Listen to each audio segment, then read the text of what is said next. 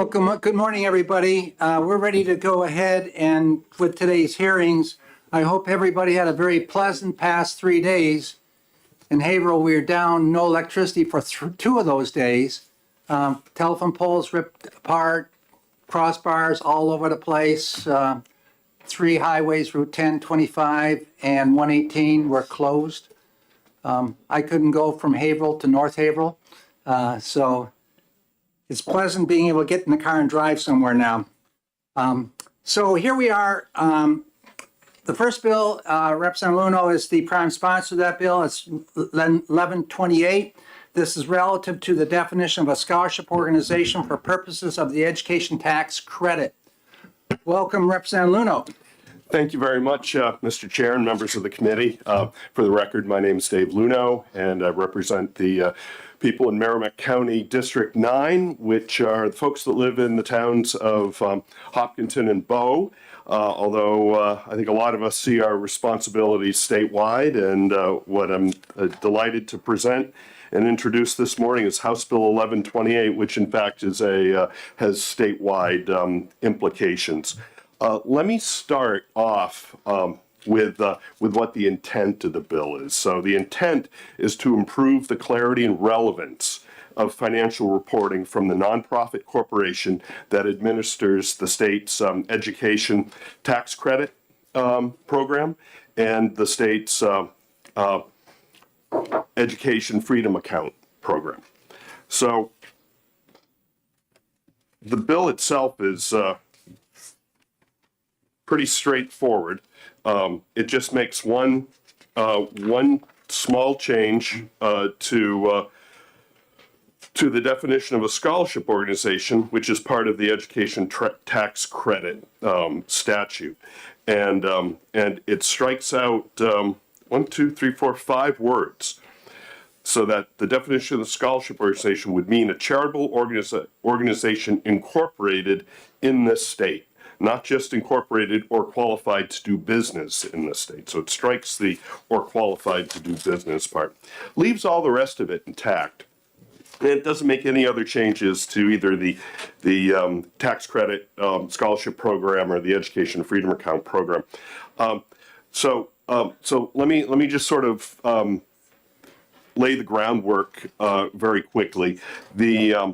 The scholarship organization, the definition of the scholarship organization was put into statute back when the education tax credit program was enacted. So it's under statute RSA 77:G G1, which specifically is definitions, and that's what you see here in the bill. The organization that organization, the scholarship organization, administers both the tax credit program and the education freedom account program. And in fact, the EFA program statute, which is 194F, Part 1, defines the administration of the program as being the scholarship organization that's defined in 77G. So I just wanted to sort of lay out that we're talking about the same scholarship organization that administers the tax credit program and the education freedom account program. So why is that important? Because that scholarship organization is administering programs in the state that so far have benefited through nearly $45 million in taxpayer funds that are appropriated through the state budget and have been appropriated to the scholarship organization in the first 3 years of the EFA program. That organization gets to retain 10% of that appropriation, so 10% of the $45 million so far. And, I know it's gone back and forth in this committee of whether or not EFA dollars or voucher dollars are taxpayer money or scholarship organization money or parents' money, but it's really clear that there's no doubt, and there shouldn't be any doubt in anybody's mind, that the 10% that gets retained for administration is in fact taxpayer money. And it's being paid for by the state to a contractor to administer the program, and that contract is approved by the governor and the executive council. So the contractor that the executive council has approved and issued the contract for is called the Children's Scholarship Fund, and it's an organization that is based in New York that works with, from what I can tell, 22 partner organizations in 19 other states, and you can see in the federal form that the Children's Scholarship Fund, again, the New York firm, files, they list off all the partnership organizations. And all the partnership organizations are 501c3s organized in each of the states that they do business with. So Children's Scholarship Fund of Philadelphia, Children's Scholarship Fund of Baltimore, the Bison Children's Scholarship Fund, guess where that one's? In Buffalo. Catholic Partnership Schools, and they're all 501c3s, they're all listed out. But the Children's Scholarship Fund in New Hampshire is conspicuously absent from this list because there is really no Children's Scholarship Fund of New Hampshire that's incorporated as a New Hampshire 501c3, as all of these others do. So that the revenues that again, the state dollars that go to supporting the education freedom accounts go through the New York, the national firm, get reported out on the national firm's 990, Form 990, which is what nonprofits report for their for tax purposes, and 990s are public records, so anybody can inspect any 990 from any nonprofit in the country. And when you look at what the New York firm has reported, and it's 45 pages long, so I haven't gone through every line of it, but just looking at the big lines, government grants, I mean, I would think that the grant that's appropriated from the state of New Hampshire for both, well, maybe not tax credits, but for sure the education freedom accounts would be listed, but they're not. It shows government grants, 0. So, maybe that's just an accounting oversight on the part of the New York firm that doesn't do that level of oversight with other states because all the other states have their own nonprofits doing it. So I think what this bill's trying to do here is provide a lot more clarity in the reporting and the relevance of the data that gets reported out to on the federal 990, and honestly to the members of the public who may be interested in what's going on. I'll sort of conclude just painting the big scope here. In New Hampshire, there's about 10,000 nonprofits. We got a lot of nonprofits in the state of New Hampshire, and fewer than 100, so fewer than 1%, have revenues greater than $25 million a year.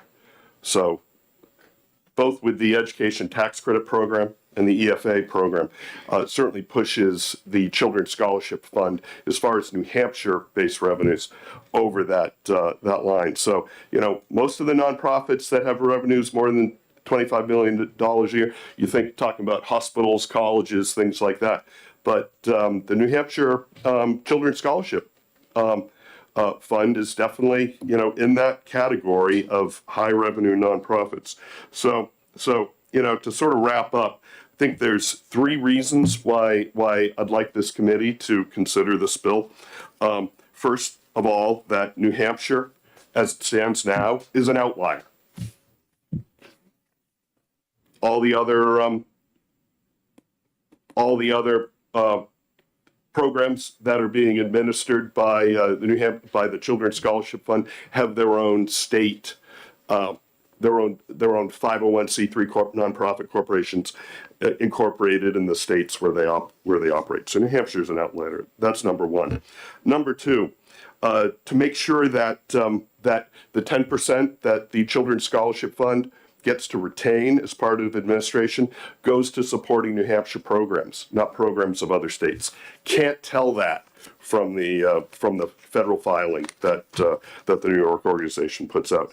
And then finally, I'd say is to make sure that we're providing the New Hampshire Department of Justice Charitable Trust Division with access to clear accounting and how government funds are being used, and not funds that are commingled or incorrectly reported, commingled with other states.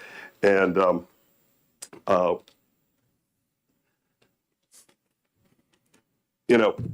the Children's Scholarship Fund is one of the largest charities in New Hampshire, and I think it deserves to have. I think as members of the public, we deserve to have clear federal reporting on their work. Thank you. Thank you very much. Are there any questions for the Representative Belcher?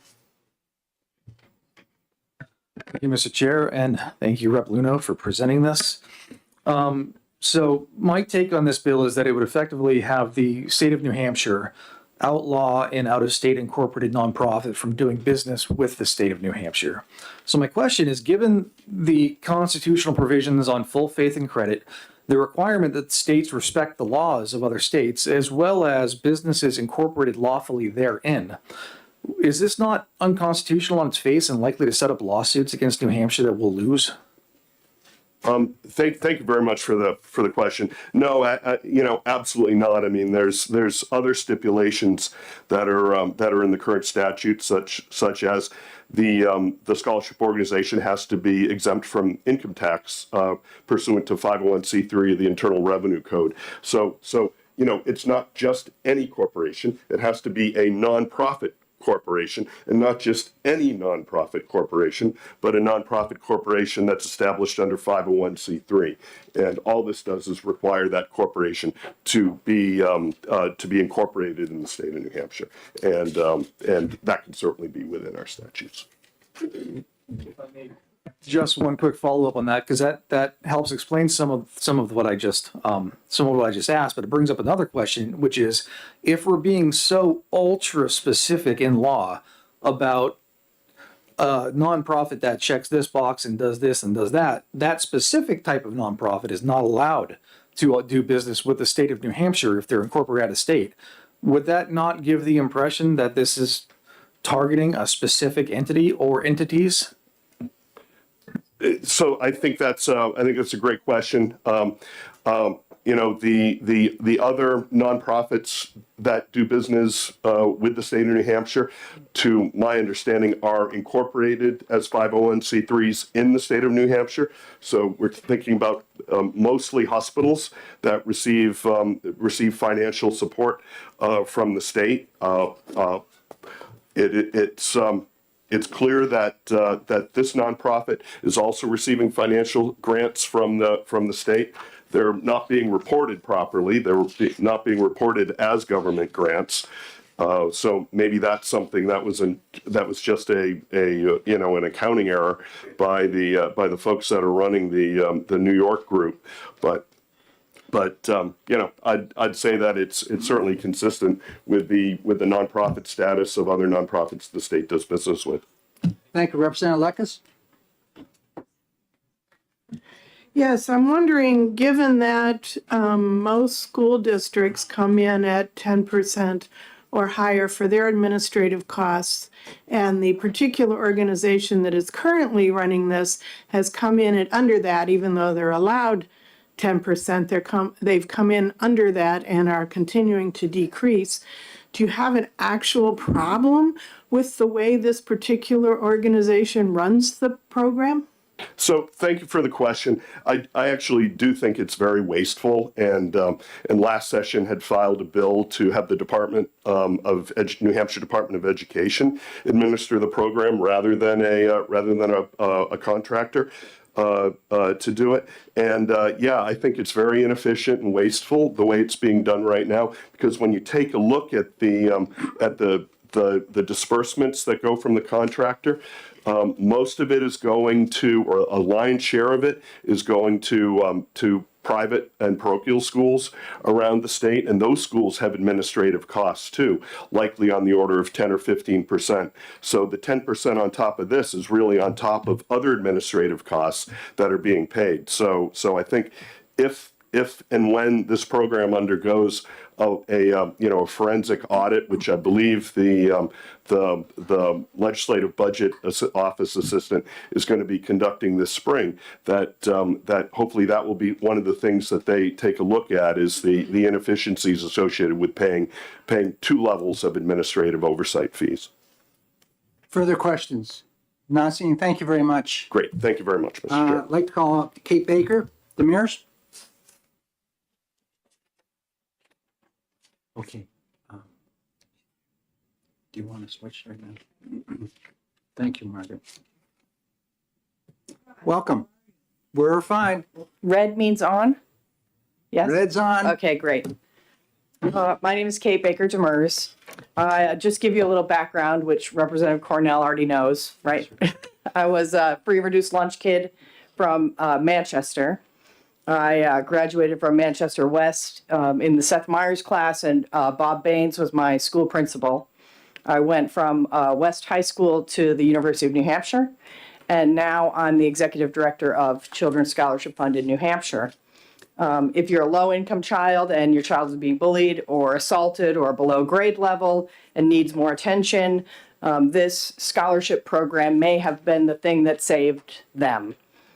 We've been operating the program since 2013.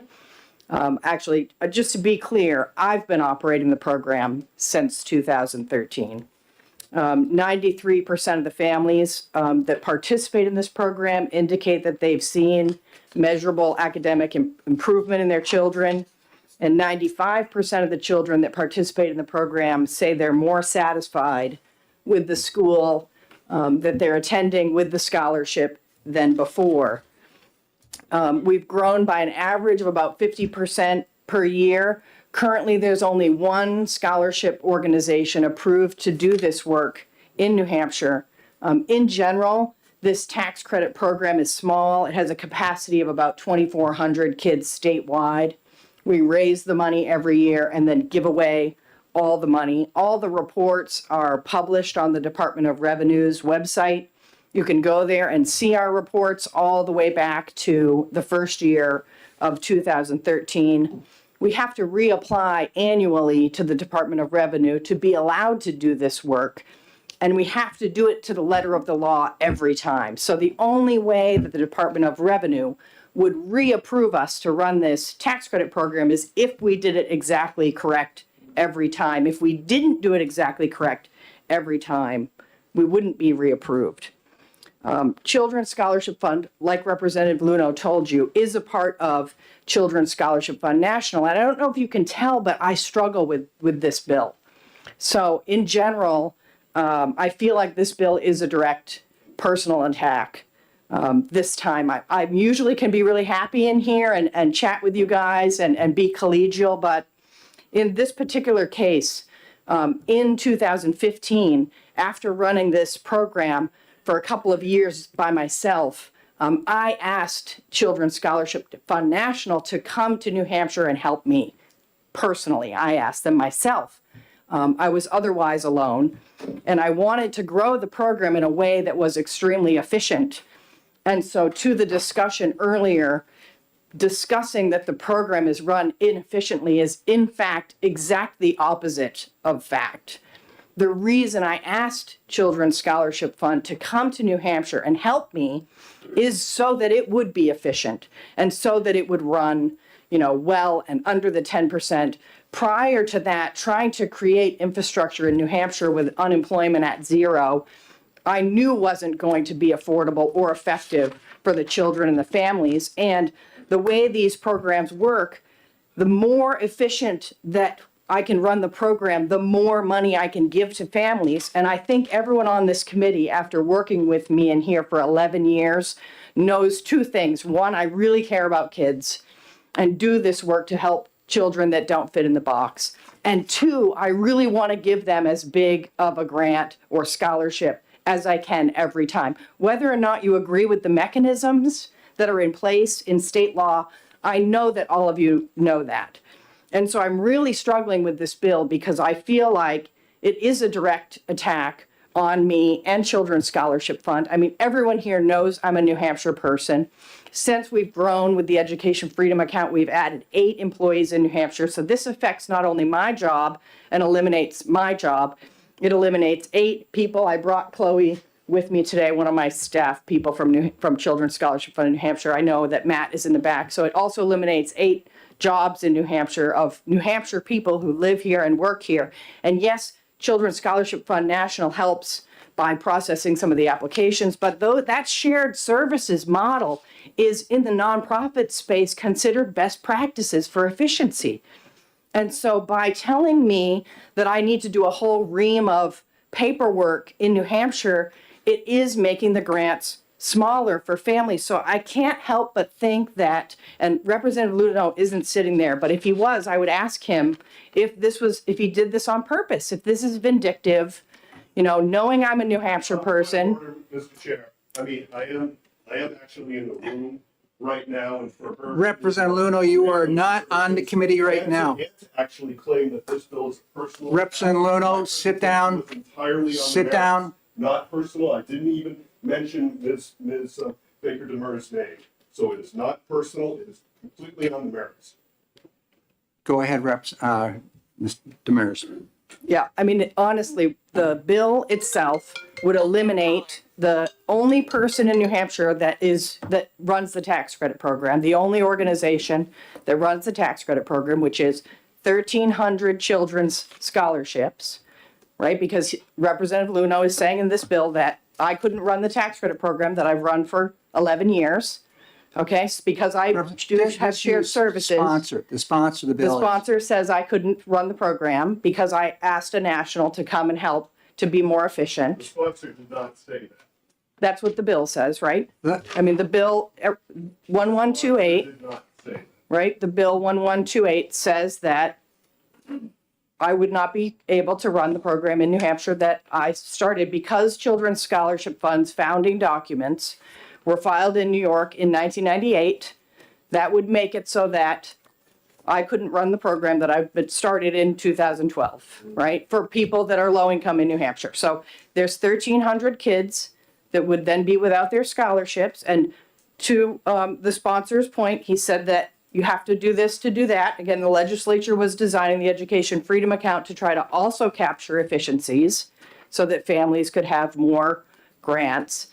So then it would eliminate that as well, the Education Freedom Account program, which has, 4,700 kids. So you're talking about more than 5,000 kids losing Okay, their let's stay away from the EFAs options. because this is about the Well, it really is education this, I understand yeah. where you're going. because but they this are is tied about the tax together. credit. Yeah, they're tied together, yeah. Representative Ladd. So the important point I wanted to make to everyone is they're tied together. So if we were ineligible to run the tax credit program, we would then be ineligible to run the Education Freedom Account program. And so both of those programs were shut down. So I can't help but think, is this bill 1128 political, right? Is this a political way to eliminate the programs? I mean, just put in a repeal bill then, right? I understand that not everyone is for these mechanisms. They don't necessarily agree that they should exist.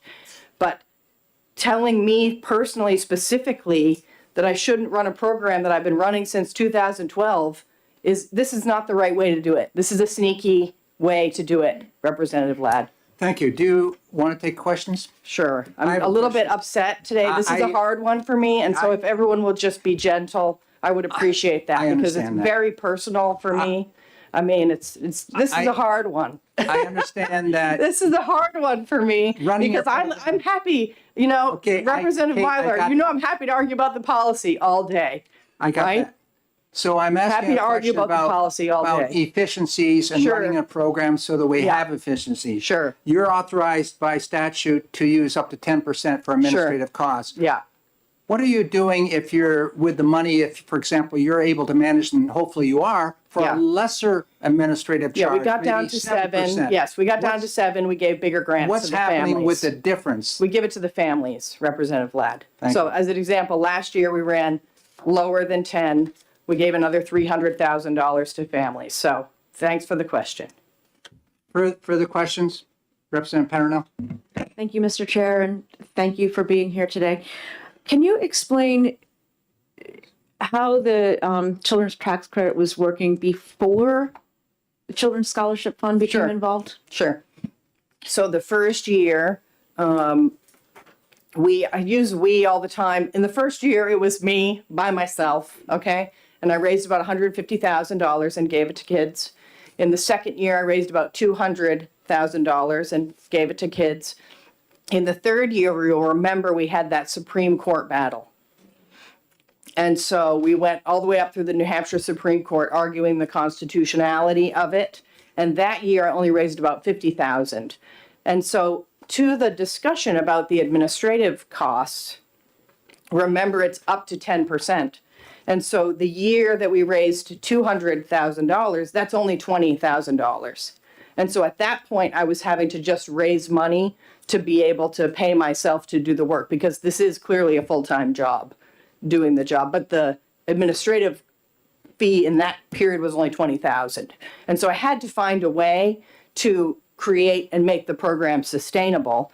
And so after we won in the Supreme Court, that's when I went to New York to talk to Children's Scholarship Fund National, because the program wasn't, the administrative wasn't covering the cost, and I was having to just raise more money to pay for the administrative costs. I didn't think that was sustainable or efficient, and so I went to Children's Scholarship Fund and talked to Darla, the president, and asked them to help me in New Hampshire.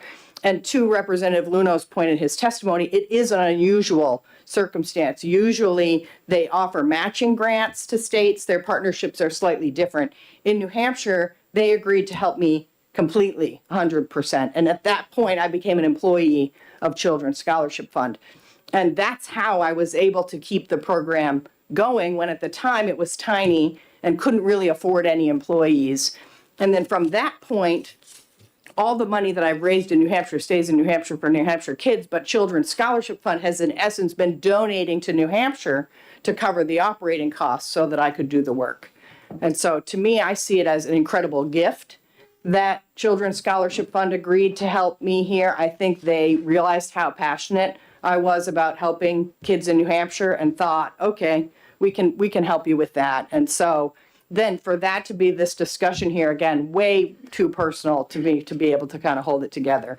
So I'm having a little trouble. Quickly, we have 5 more cards. So, sorry, thank you. One more quick follow-up. When you say that you were administering the program Sure. initially, Yeah. who was your employer? Who? I had another nonprofit. Yes, another 501c3. So the way this works, and Representative Luno did explain it fairly well. So your nonprofits, the 501c3s, that's what a nonprofit is that IRS saying you can be you can accept tax deductible donations. You also register for the Department of Justice in New Hampshire and the Secretary of State in New Hampshire. And so that formation paperwork is basically that any 501c3, any charity can operate in any state as long as they register in the state they're operating in. Okay, so you just go to New Hampshire to the Secretary of State and register as a 501c3 operating in that state and the Department of Justice. And so we've been registered like that the whole time, which is why the bill, I think, was written the way it is. The bill, the way it's written originally, it makes sense, is normal, right? You wouldn't be like, the Red Cross can't operate here because they filed their founding documents in some other state, right? That doesn't really make sense. And so the Secretary of State and Department of Justice have filings from all the nonprofits that are operating in the state, regardless of where they filed their founding documents, right? Like if you file your founding documents in Delaware or that's not a thing that usually ever matters. And so as long as you file your annual reports and all your stuff with the Secretary of State and Department of Justice, and that's, again, something you redo every year. And so they have lists of nonprofits that are in good standing. And so we've always been in good standing in New Hampshire. I mean, you file the paperwork in their office and then file your annual reports in their office. There's some fees involved in it, but, in essence, that's what the way it works. Did I help Are there you? further questions? Representative Woodcock? Thank you, Chairman. Good morning. How are you? I'm fine. Good morning again. I guess sorry in the car. Yeah, right now. of course. A couple questions. I have two. Okay. The first one, why aren't you a 501? What is precluding you from becoming a 501c3 in New Hampshire? It would be needless paperwork.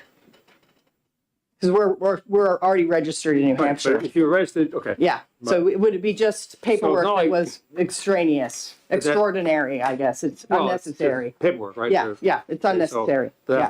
that whole resolve will be answered. The second one. Yeah, well, and the problem to your question, Representative Woodcock, is, so if this bill passed as an example, okay? Yes, we can start another 501c3, but the IRS takes months and months and months to do those determinations. So again, we'd be doing paperwork unnecessarily. I'm just curious why. And it could be, take years to That's fine. get I got it. another I got thing it. set up, I got so, it. Thank you. I Okay, got it. yeah. The second question, my follow-up. When you said that you were making 10% of 200,000, so 20,000. Sure. Basically trying Yeah. to make a living. And now you say you have That's silly. 8 staff employees. Yeah. What's the total salary of your 8 staff employees? Say that again? What's the The salary? cost of them, they cost about $1 million, all Okay. the employees, Okay. yeah, yeah. So you've gone from a staffing of 20,000 to $1 million a year. Sure, yeah, I mean, Thank it's you. much bigger, yeah, Thank you. the program. Thank you. Thank you, Mr. Chair. Further questions, Representative Damon? Aye. Thank you, Mr. Chair. Thank you for Aye. taking my question. You're I actually welcome. have two, or one is a clarification. Okay, I believe you said that there were 2,400 children in the tax credit program, and then a bit later you referenced, I believe, 1,300 children's scholarships. Can you Yeah. clarify those two numbers? when I said 2,400, that's the maximum that could be in the program. So, may I? 2,400 children are or are not being There's funded through this program? 1,300 children in the program, 2,400 is the most that could ever be in there. Oh. And Okay, that is in the tax credit, you got education it, tax credit exactly, yeah. program, not the EFA. Yes, with the existing caps that exist on that program, you could only ever get to 2,400 kids in the tax credit, and there's 1,300 now. Thank you. Yes, How much are the scholarships? What are those families receiving? the scholarship averaged about $3,000. Okay. And may I have a second question? One more question. Thank you very much. You're welcome. In the sponsor's introduction, it was referenced on the Federal 990 that there is no amount listed in the grants part. Yes. So where I'll explain. is it Happy to. listed? What's the story? So the grants are, it's a pass-through. So what we recognize is the program service revenue piece, so that 7% that pays us to do the work. The grants are passed through to the family, so the family is holding the grant in the class wallet account. And so you would see it as a liability, not an asset. No, we need to try to get that on the side. We have more cards and we're already beyond our time Do allocated. you want me to put you in touch with the CFO to Yeah. explain that one, Representative Damon? Sure. Because it's a liability. Hear the explanation, not just me. Yeah, it's a liability. It's not an asset. So the grants are given to the family, so we owe the money to the family and we owe the money back to the state. So it's a liability. The families are not getting the administrative money though. No, that's what we recognize as program service revenue. So that's the money that we recognize. Thank you for your answer. You're welcome. Are there further questions, Representative Myler? Just a very short question. Thank you for being here. Would you concur that the purpose of both the tax credit program and the EFA is to assist those families that are 350% of the poverty line below that is the purpose of the program? The existing program, yeah, that's the way the law is written. Thank you. Yeah. And just as a reminder, we're talking about the education tax credit program. Further questions, Representative Belcher? Thank you, Mr. Chair. I think this will be quick. Thank you for being here this morning. So Department of State, Secretary of State website. I type in Children's Scholarship Fund. I come up with an entity, business ID 641259. Pretty sure it's the right one because you're listed as the registered agent. Says the status is good standing. Does this indicate that the Children's Scholarship Fund is registered to do business in New Hampshire and operating according to New Hampshire law? You're correct. Thank you for looking that up. Thank you. Not seeing any other questions. Thank you very much. Recognize Packy Campbell.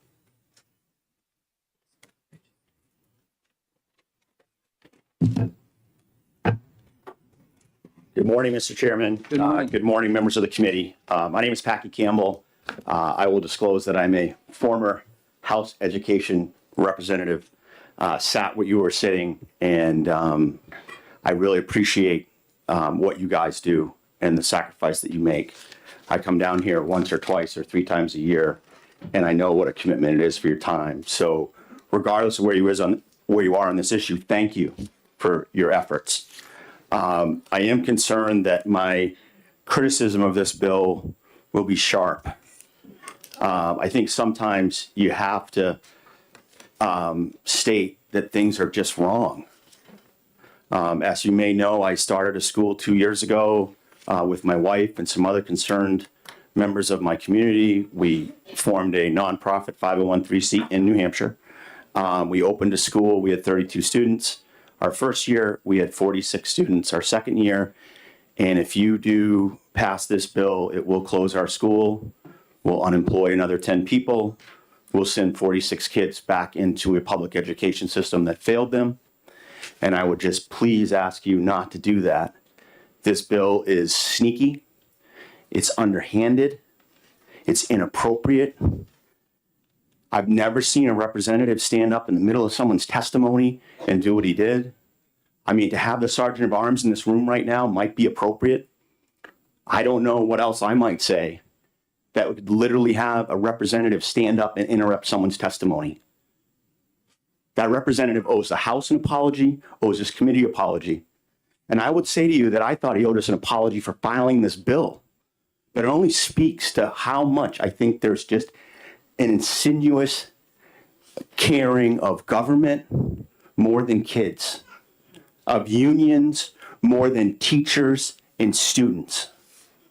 This is inappropriate. Point more, please. What's your point? Speaking on the bill, I'm not castigating unions, other government employees. Yeah, let's stay to the bill, please. This bill puts those types of institutions in higher priorities than the institution of my Catholic school. I think it represents a historic discrimination against Catholics in the state of New Hampshire, which is a fact. It's a history that we have as a state, that we've been very anti-Catholic. This bill is an extenuation of that discrimination. And as the father of my children, married for 27 years, and a guy who struggles to live his faith, I know I'm not perfect, but that's my culture. And I would like to see it continue. And this program helps that culture and that religion continue. Destroying this program is an affront against my religious freedom. That's my point. And I hope that you will weigh that. I think this committee should ITL this bill as soon as possible. And, I can speak further to the bill. The 10% or the 7% is a bargain. Yes, we have administrative costs on top of that at our school. But if we didn't have this Children's Scholarship Fund and the EFA program, we would struggle. My wife is a treasurer. She volunteers. She does all the bookkeeping. She sent me down here this morning in a snowstorm to say, please don't close our school. And if you want to file a bill that says, let's repeal the whole thing and let's close it, do that. But don't attack such a long-standing, beneficial scholarship organization in our state. It's an inappropriate way to do that. Thank you. Thank you very much. Are there questions? Thank you. This card's from Concord. WENDSA. I've sort of lost the rest of it here. Wendy? There's no Y there. No. Wend Santiago or Santis? Yes, hello, sorry. My name is Wendy Santiago. Okay, thank you. Welcome. Do you need help getting, or do you need to stay right where you are, or we can move the mic over closer to you? Yeah, I think I. No, sit there, please. Sorry, No, take your it's a time. little bit here.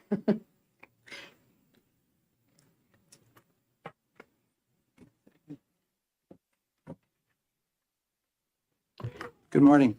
Good morning, thank you. I know we're on a time crunch, so I'll try to make this as quick as I can. So I first want to thank you for allowing me to speak here. I oppose House Bill 1128. I do hope that all of you had a great Martin Luther King Day. Our family reflected on the educational rights that were taken away after the Supreme Court of the United States ruled against segregation in 1954 in the Brown versus Board of Education, eliminating education rights to a population where education had been limited and unsuccessful. A quote by Martin Luther King that states, "Injustice anywhere is a threat to justice everywhere." To demand founding Children's Scholarship Fund here in New Hampshire is to bury a symphony beneath silence, is to dim hopes of our children before they have a chance to shine.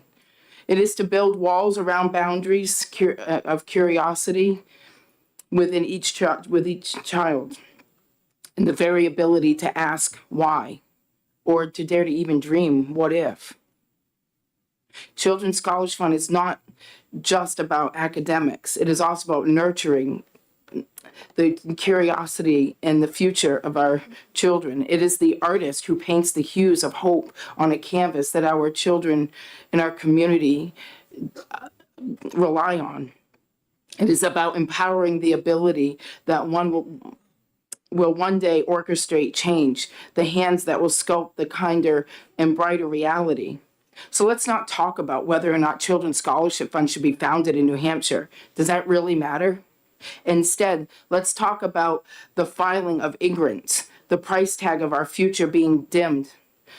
Let us remember that the greatest return on investment is not steel or stocks, but the unleashing of human potential, the blossoming of the generation equipped not to just survive, but to thrive. Let us keep doors open to Children's Scholarship Fund and watch the world of our children light up. Scholarships from Children's Scholarship Fund empower students to chase their dreams.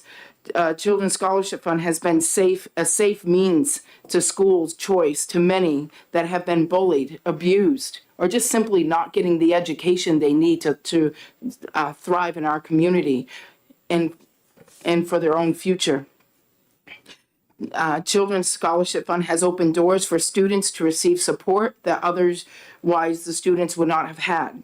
Children's Scholarship Fund is not just a handout, as some may just simply suggest, but the right to choose the education that best fits our children. Not every employment is the right fit for everyone, and we know that. Nor is one type of school right for every child. I know every one of you believe in the unwavering belief in the transformation of power of giving this to our children, to give them a chance to soar. And I just beg you not to give up on that belief just to satisfy politics or in eliminating this. That would eliminate the success that Children's Scholarship Fund has had on our New Hampshire students. It should be about the children, as they are our future, beaming with potential and ready to paint the world with their unique gifts. If you pass House Bill 1128, you will wash our children's hopes, dreams, and abilities to a place of unrecognizable to their future. I ask that you vote no on House Bill 1128 and to keep our children's choice of freedom of school, constitutional rights to choose, and the freedom to learn in the way in which is best for them. Thank And I you. thank you. Are you willing to take any questions? Any questions? Thank you very much. Yes, thank you. The next card is from, is it Vi Leggy? Welcome.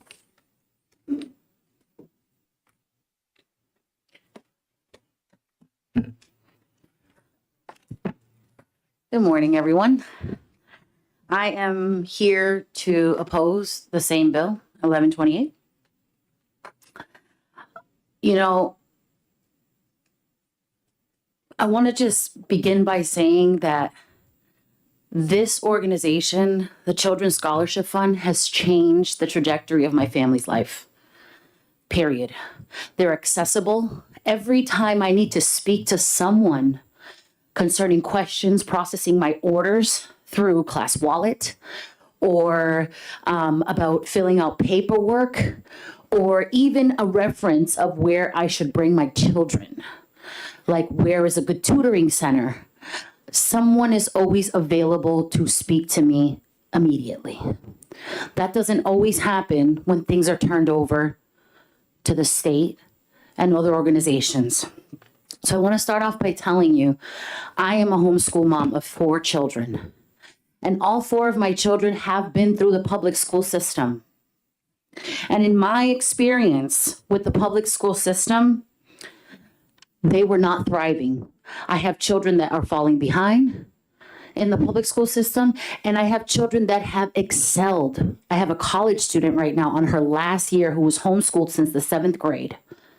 I also have a child who is brilliant and has a mind of an engineer that the programs in New Hampshire do not cater to that mind. So I broke away from the public school system and its bureaucracy to enjoy the freedom of the Freedom Education Act. And this person, I've also been a part of this program since before the Freedom Education Act came into play. So that little $1,300 that I would receive from my children to be able to go to an online public academy, which didn't work out, but that is also why it's good to have freedom of education, because that didn't work out and I was able to try something else that would work for my child that unfortunately the system in the public school had failed my family in. And so working with this establishment has put my children first. I'm not looking to go back into a system that I gladly left behind that doesn't work for my children and for other children, because my children are not the only ones that are benefiting from this program. All of my children right now are excelling in their own way. Even my child's test scores, I do a Stanford 10 every year that I submit for the Freedom Education account. And if you look at her scores now that she's been homeschooled and her scores when she was in public school is black and white, night and day. She is actually thriving. And I can get the support that I need from my children. So as I'm listening to all this political talk and back and forth and disrespect, I only heard one of the 2 parties actually talk about caring about the children. One. And that was this organization. So I'm here to represent my family, but I'm also here to say that I am happy to be a part of the Children's Scholarship Fund. And any changes made here today are in your hands and affect our children who are excelling in this program. So whatever needs to get tied up and the loose ends or whatever you guys need to look up, you know, do that. Do that before you bring it over here to a place where there's a snowstorm. And I brought my children so that they can see how there's a program that's helping them. And right now my children are not doing their work, so that they can come and see how things really operate. So whatever choices you make here today, remember, you're also setting an example for these children that are watching. Thank you. Thank you very much. Any questions for Vi? Thank you very much for coming today. Thank you. In the snow. And lastly, Mary Wilkie.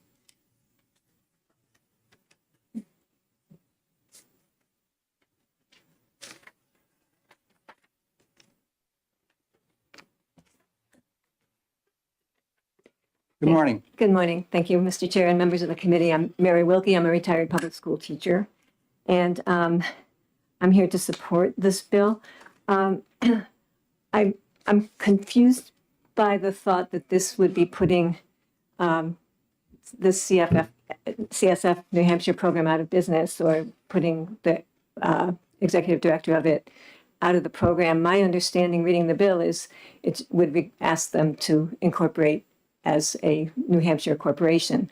And I've been through that process with some organizations, and yeah, it's some paperwork and sometimes you have to wait a while, but it's not that hard. And the benefit, I'm sorry that anybody would think of this as a personal attack. To me, it just looked like a straightforward request to have the program be more locally based. And the reason I think that's important is, as a citizen who's interested in this program, and you look online at the CSF New Hampshire website, and they say we are transparent about our financials, and then you click on their financials, and it's the New York, it's the New York organization, which the first time I saw that came as a surprise. I thought this was a local organization. And when you look at the 990s of the New York based larger organization, you can't really see what's going on here in New Hampshire. You actually can for the CSF program because they segregate things out, but they don't for the tax credit scholarship program. So I gather that any donations coming from New Hampshire businesses to the tax credit program are accounted for by all of in the bucket of all of their donations that they get. And they get like $20 million worth of donations, and they're coming, I'm sure, from all over the country, not just New Hampshire businesses that are getting tax credits. It's just hard to see what are the revenues, what are the expenses of the local office, because the local office is part of this bigger corporation. So from a matter of transparency, that's why I think one of the reasons I think this would be good. You can, if they had their own 990, you could see, well, how much do they pay employees? How much do they spend on lobbying, if anything? I don't know. The big corporations spend some, but maybe the local office doesn't. There's a number of things that we could learn as taxpayers and people in the public who are interested about the organization that we can't learn by looking at the numbers that are reporting a large national organization with reach in 21 or 19 states. I also think that if you had a local board of directors who was only responsible for this organization, which again, I assume would be still the same people, because they're the ones that I imagine would continue to get approved. If you had a local board of directors have some financial accountability. They're supposed to be, they're legally accountable for the lawful and efficient administration of an organization. Now, the board of directors in New York, I doubt they're that focused on our program. We're just part of a bigger operation. If it was a local board, they'd be much more focused and might catch things that a larger group might not. And finally, I'd like to say, I think with just generally, when you have public money and public donations, you need to have good guardrails. And when I say this, I want to say right up front, I don't think anybody is doing anything illegally or intentionally unlawful, but you have to have guardrails against that. You don't know who's going to be running the program in 10 years. Also, people make mistakes, whether they're operating, even when they are totally operating in good faith, which again, I assume people are right now. But for instance, I think a lot of people think that the Tax Credit Scholarship Organization is being carefully looked at by the Department of Revenue Administration. But I had an experience of several years ago. I was looking at their reports, and I noticed that there seemed to be two different ways you could calculate your 10% fee. You could look at it as 10% of the grants of the donations you get, or you could look at it as 10% of the scholarships you give out. And those numbers are a little bit different. And it looked to me, and I'm not an accountant, so somebody could correct me if I'm wrong, but it looked to me like for the first several years of the program, they were taking 10% of the amount coming in. And then all of a sudden they switched and we're taking 10% of the donations they were giving out. And I didn't know any of the people involved. And I just thought, well, I wonder if the DRA, the Department of Revenue Administration, might have switched their interpretation of the law. I thought, why did that change? So I called DRA and I called the director's office. I said, I have a question about the scholarship program. Is there somebody I could talk to? So they connected me with somebody. And I said, I have a question about the scholarship program. And he said, oh, we can't answer that. Any questions? I said, why not? And he said, we don't review their reports. We just stamp them and file them. And I said, nobody looks at them? He said, no, well, not unless there's a random audit. Sometimes we do random audits, but of all the businesses that they oversee. And he says, it's very rare, so not likely. He said, you could file a fraud report. And I said, well, I don't think there's fraud going on. I'm not going to file a fraud report. I just wanted to get an understanding of why there was this discrepancy. So I just left it. I didn't know what to do with that information. And the discrepancies were minor. Wasn't a lot of money, except in one case. It was really small amounts, but I think I looked further, and I think the second way they interpreted the requirement was correct, that they should be taking 10% of the scholarships they were giving. That's what the law actually says. So it looks to me, I don't know, that maybe that somebody in the organization must have caught that they were doing it incorrectly, and they corrected it. So good for them. But what if they hadn't caught it? Or what if they caught it and decided, well, we've gotten away with it this far, let's just keep going? It's just, and one other discrepancy came up. One year they took quite a large, they were supposed to, I think, get, let me look up the amount. They were supposed to get, they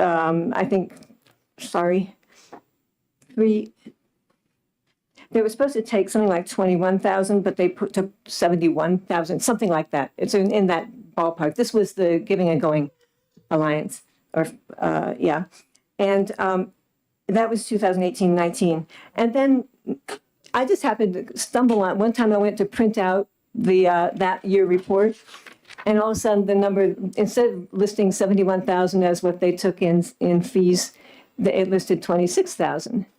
And I went back and I looked, because I printed out the report earlier in the same report, and the number had changed over the course of the year, but there's no record on the DRA's website, like that it had been amended or something.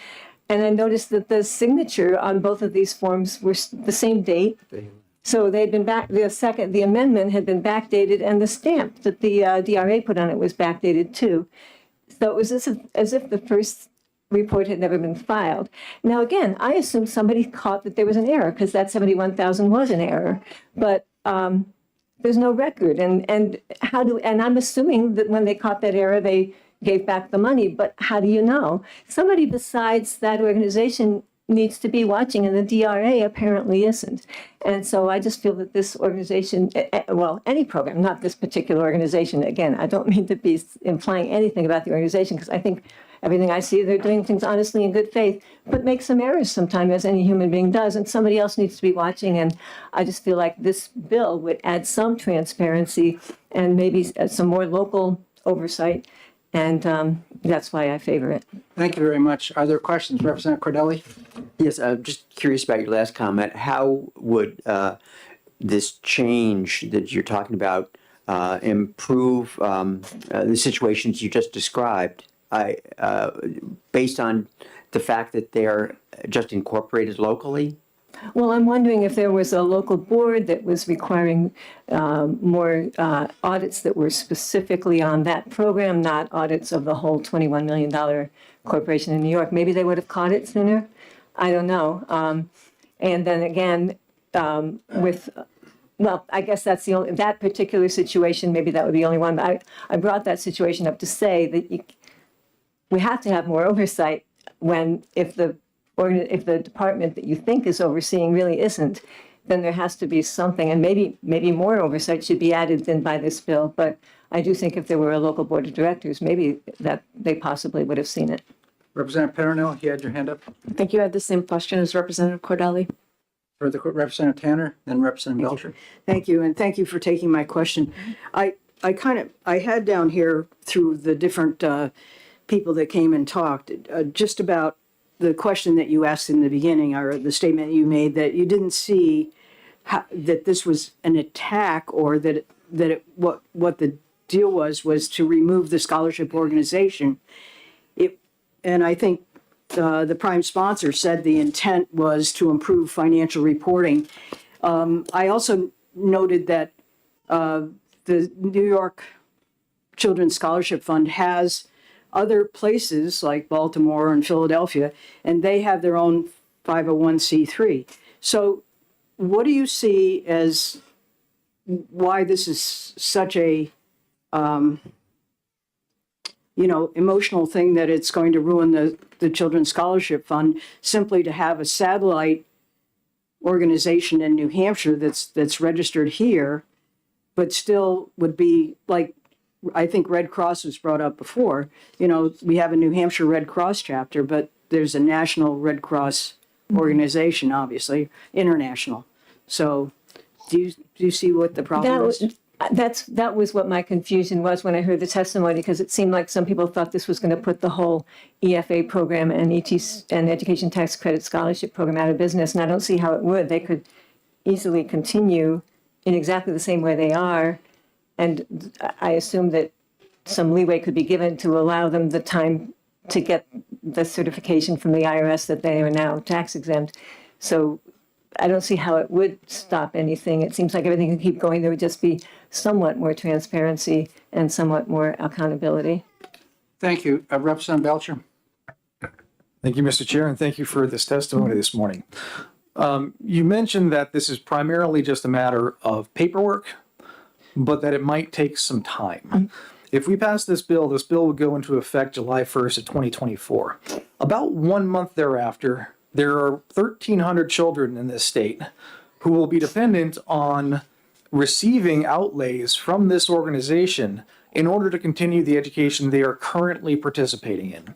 If this is going to take perhaps 1 to 2 years for this organization to reorganize here in New Hampshire, what is the expectation for these 1,300 New Hampshire children who will be without this funding come September of 24? Is the expectation that they're just going to go to the local public school and have to leave their present schooling situation? I wouldn't think that would be a good thing for kids. I agree with you on the implication of what you're asking. I would assume that there would be a way to amend the bill to make sure that there was an allowable transition period. I mean, I don't know if the sponsor of the bill would agree with that or not, but in my mind, it seems like that's just a practical problem that could be addressed through amending the bill and making it effective, or making it effective upon some length of time, or somehow addressing your issue. And that this bill doesn't have to mean that all of a sudden the whole program has to grind to a halt. That doesn't seem to me what the intent of the bill is, just from reading the language of it. But that would be my suggestion. I'm going to allow one more question, seeing that we're running way late. Representative Lekis, you had your hand up. Given that this organization is registered in New Hampshire while not incorporated in New Hampshire, and maybe I'm misunderstanding, but it was the New Hampshire DRA that you talked to, I'm wondering how much additional oversight there will be if it's incorporated as opposed to just registered in the state of New Hampshire, given that it's our state who's just filing and stamping and filing.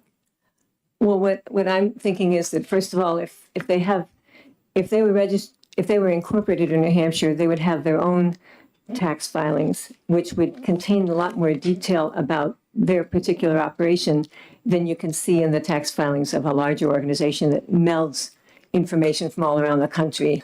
You see in the federal file, in the tax filing for the big organization, you see, something like $22 million in revenue and $20 million in grants given out. Well, you don't know you can't tell from that what part is New Hampshire. And then the other thing, as I mentioned before, is if you're organized in New Hampshire, then you have a board of directors that's only looking at your program, and they have some fiscal responsibility for your program.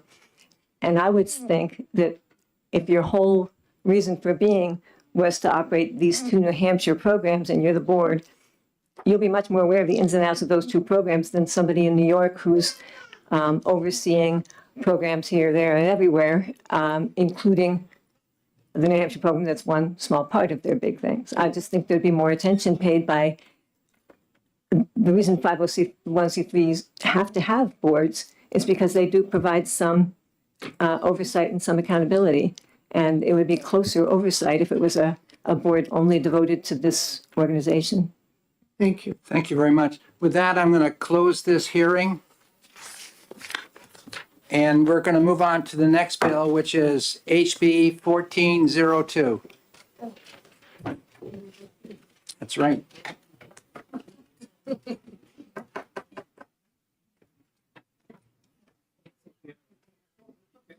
Well, it said technical advice, and we didn't have any questions, so we'll take that and distribute it. Okay. Great. And if we have questions, we'll be in contact with you. Thank you very much. I saw part of your group leave.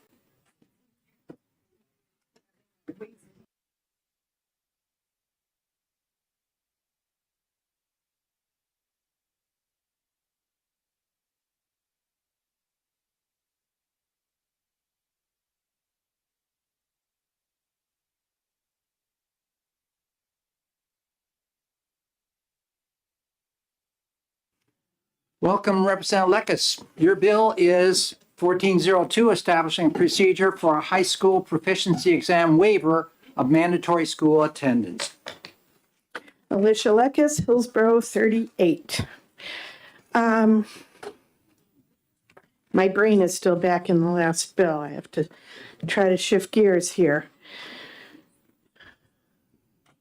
The point of this bill is to allow options for those kids who are bright but have other things other than sitting in school that they really want to be focusing on.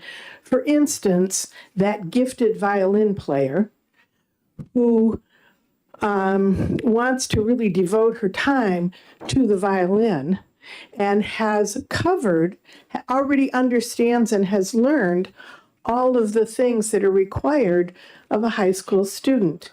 If you'll notice, in order to, she has to pass a test, which would be like the high set or the GED, to not have to go to school. And it's not saying you must graduate, you cannot go attend school anymore. It's saying you are not required to be in school anymore, which means she could choose to take a couple classes in the morning and devote the rest of her time to her violin. It also, that person who has an opportunity for an apprenticeship as a plumber, that child may want to be able to do that, but has to, and already is competent in the areas that they would be in high school. But they have to be there physically and can't be working on their plumber apprenticeship. Again, if they wanted to, say, show up in the morning and take the business class at their CTE center, they could still do that, but then they wouldn't be required to be physically present in the school building for the rest of that day. They could be working on their apprenticeship. Or the child that I'm sure many of you know, I certainly knew when I was in high school and as a high school teacher, the child who is bright, learns quickly, is bored, and really doesn't want to be indoors or sitting still. The kind of person who's going to be building houses or doing landscaping or that kind of thing where they're really into outdoors and just to them it's torture to be in there. And so what happens with those kids? They tend to cause trouble. They act up. They're bored. Yeah, they know this. They don't want to be here and they disrupt the classes. Sometimes they don't even graduate. I know there were kids that I went to high school with who were like that. They were in the gifted program to begin with, but they just got bored. They were in trouble all the time, and some of them didn't even graduate. They just kept their bodies in the school until the time when they could leave. But they knew their material. I knew those kids. They could have passed this test. They could have gone out and started their companies earlier. A number of them, eventually, that's what they did. They started their own mechanic shop. They started their own landscaping business. They went on to be very successful. So why keep them in the school when they can be following what they're good at and they've already learned. That's the point. This is for kids who've already learned what they need to learn in high school. Some kids, it doesn't take 18 years to do that. Well, 12 years. It doesn't take until they're 18. It doesn't even take until they're 16. I know my daughter got her GED. She kind of dropped out, so to speak, at about 14 and a half. She was sick all the time. You know what? She still got 98 percentile on her GED, which compared her with other kids who graduated at the same time she did from schools, from regular public schools. Clearly, she didn't need to be there all those years. She went off and did other things. She helped run a construction company. So that's what this is about. My hope was that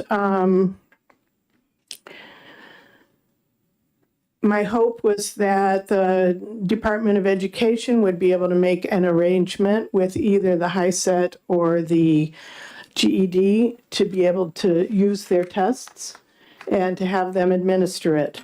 I did notice, looking at the financial aspect of this,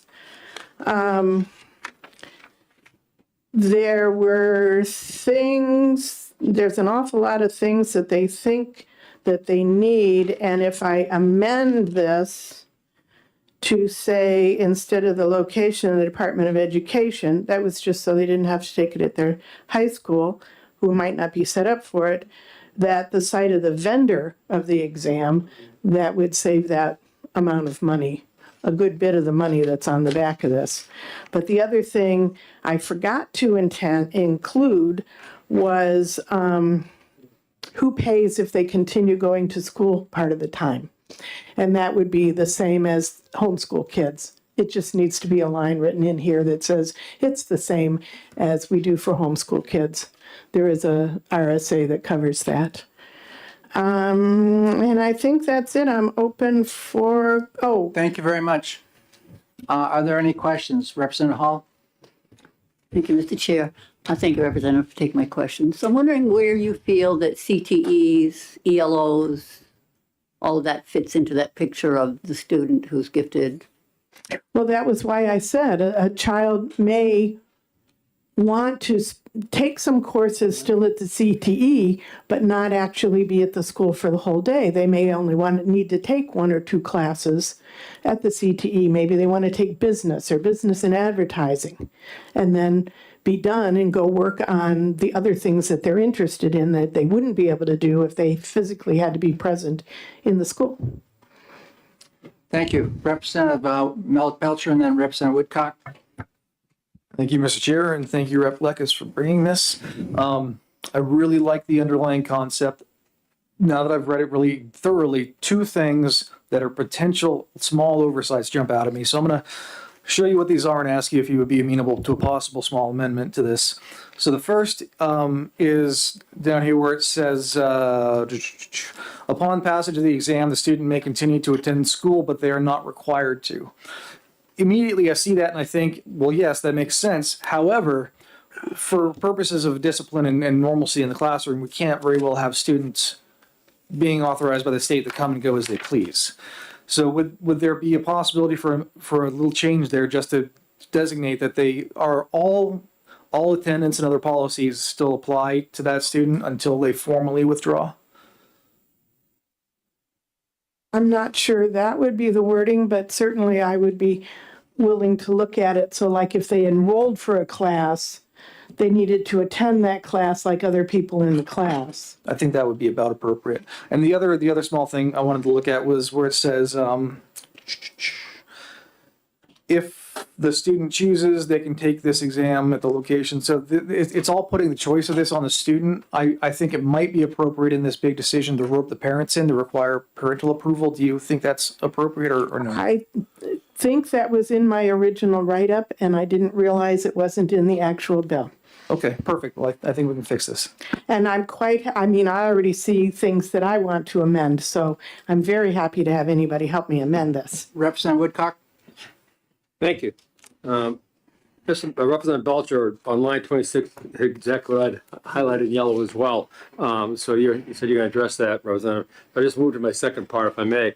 On line 27, one of the concerns I have is that, so this student would be offered a high school diploma.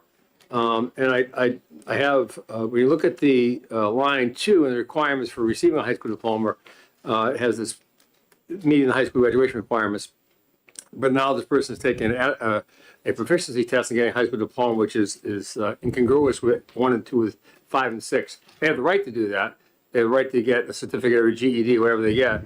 But to ask that they should have the right to have a high school diploma from the school that they didn't fulfill the high school requirements for, they made this option. I'm not suggesting that the availability or the early release or the intent of what you're trying to do is wrong, and that's why most schools have early release programs for youngsters in the afternoon. That being said, I do have, as a former high school principal, I do have concern that my high school would be issuing a diploma for a student who took an efficiency exam at the OE.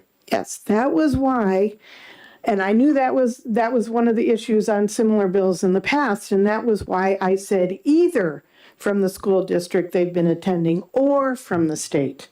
So that if your school says, we don't want to issue this diploma, fine. The state does, but the state has to say this is a state diploma, not from your school, but from the state. It's just a quick thing. So if with line 27 as it is, Representative, I can't support that. If you allowed 27 to be a state diploma, DOE can do whatever they want, as far as I'm concerned, and not the high school record for the young. But what if the high school wanted to give them the diploma? You're saying that they can't? That's No. why I said either or. No, I'm saying that they've made the requirements of the high school, they'll get a high school diploma. They're taking the exam and excluding that. Thank you. Okay, we'll have to talk because I really am not sure, since I said A or B, why you want to exclude A, since it's not mandatory. It's only if the school wants to. Because if that student did all of their work at the school and got their competencies at the school, that school may decide that they want to do that. But I just bring you back to line 27, it says at their request, which is the student's request. It's not. Yeah. Thank you. Further questions, Okay. Representative Tanner? I can change it. Hi, thanks for taking my question. I'd like to follow up a little bit on what Representative Hall was kind of talking about, and that is in the present situation where public education, public charter schools, EFAs, children's scholarship, the whole ball of works that's happening right now, ELOs, CTEs, homeschooling. That violinist could certainly start at age 2 or 3 as a homeschooler that was outstanding at violin and be declared a homeschooler and then go through and not be subject to compulsory sitting into a class, compulsory attendance. We had students at Kearsarge, a number of them that would take be at the high school, and then as an ELO, they actually competed at ski school, but was overseen by the high school.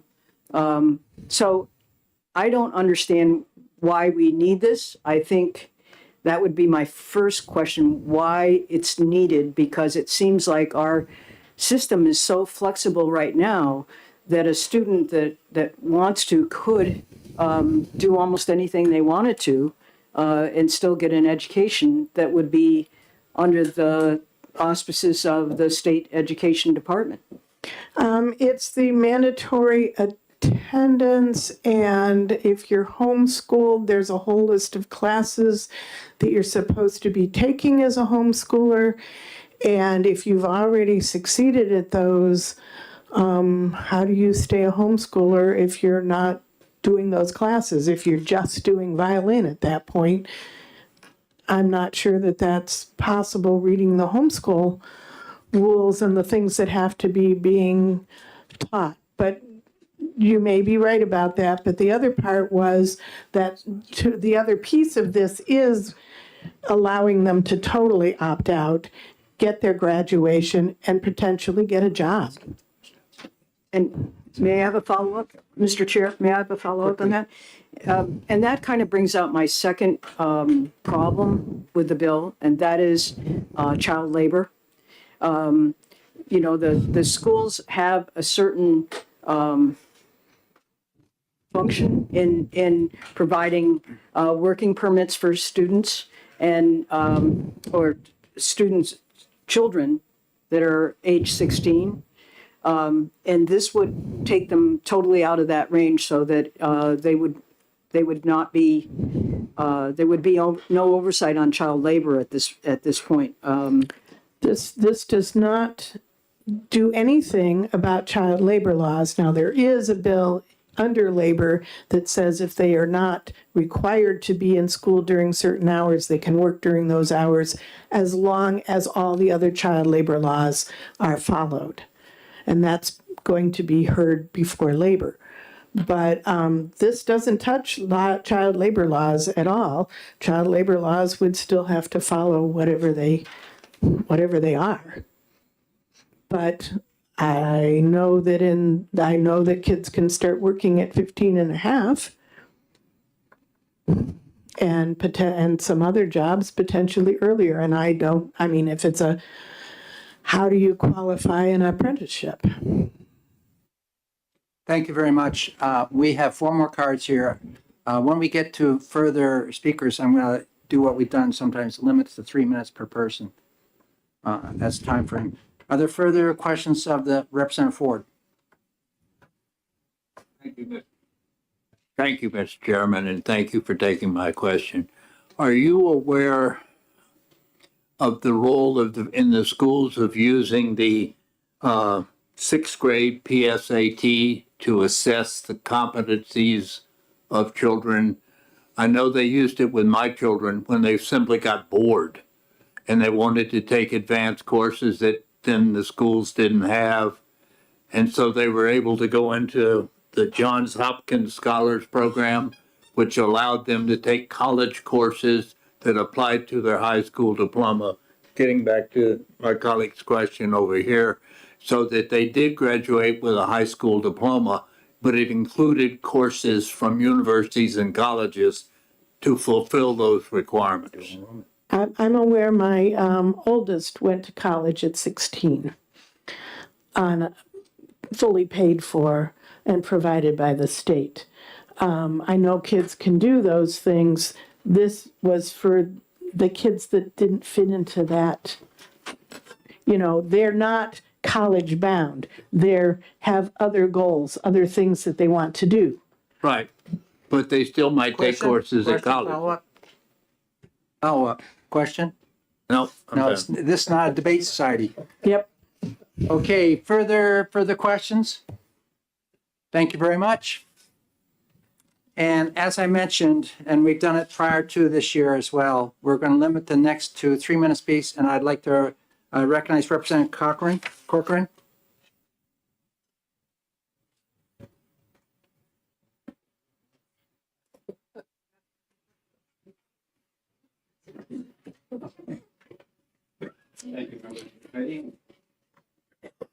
Thank you, members of the committee and chair. My name is Travis Corcoran, and I'm a co-sponsor of this bill. The problem it attempts to solve. An educated populace is good for the individual citizen who receives an education and good for society at large. State laws and policies correctly work towards policies that ensure that good educations are available. However, it is always a mistake to measure inputs rather than outputs. If we wish to ensure safe drinking water, we pass laws and regulations that measure the output quality of the water, and we set standards for that, instead of specifying that a water treatment plant must cost a certain amount and take a certain duration to process per gallon. When we wish to ensure safe cars, we pass laws and regulations that test the function of brakes and headlights, set maximum braking distances, instead of setting minimum standards for the cost and the time that it takes to push a car body through the assembly line. In the case of education, though, we have a system that requires certain expenditures and certain hours spent in a chair, which ignores the variation in both talent, desires, and goals of the individual students. The existing diversity of approaches. New Hampshire state law correctly already supports a diversity of approaches, which several representatives have pointed out, and I think we're all aware of that and think that's good. Students can either graduate from public school or submit documentation showing that they've completed a homeschooling program. And there was a question earlier about the PSATs, and I'm aware of that program, and this was drafted with that program and others like it in mind. Speaking of homeschooling, not all students are lucky enough to have parents who can afford to homeschool them. By providing another option, which is designed by the Commissioner of the Department of Education, the test or picking a test, we allow those students who wish to accelerate their educations in their lives while still ensuring that they demonstrate competence at least as well as graduates of the public schools. DOE statistics show that only 37% of public school students taking assessment tests are rated as proficient or proficient with distinction. By design, this bill has a much more stringent standard for this new path than current paths require. And by giving a high school diploma, which is a requirement for college, this bill provides an easy on-ramp for additional education, forcing a student who is capable of studying calculus, quantum physics, or ancient Roman history to sit through high school math and science is a waste of time and money. And finally, in terms of state and local spending, by allowing some small fraction of students to graduate early, we reduce the load on our public schools and school teachers, and thus either reduce costs to taxpayers or keep costs constant while improving the student-to-teacher ratio for other students. There were a few questions of the previous representative that I'd like to address. There was one question about line 27, which spoke to a state diploma or a town diploma. I understood that question, and it seems entirely reasonable to me that if, for example, the town of Hillsborough didn't want their imprint on a particular diploma, and they said, we don't do that, to have the state imprint, that would be fine, and I would certainly endorse that when speaking with my co-sponsors. Your 3 minutes is up. Okay, thank you. Thank you. Are there questions for the representative? None? Thank you very much. Thank you very much for your time. I'd like to invite Dan Williams.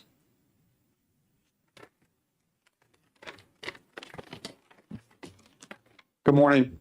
Thank you for allowing me to speak, and thank Mother Nature for allowing me to be here. Otherwise, I would be teaching today.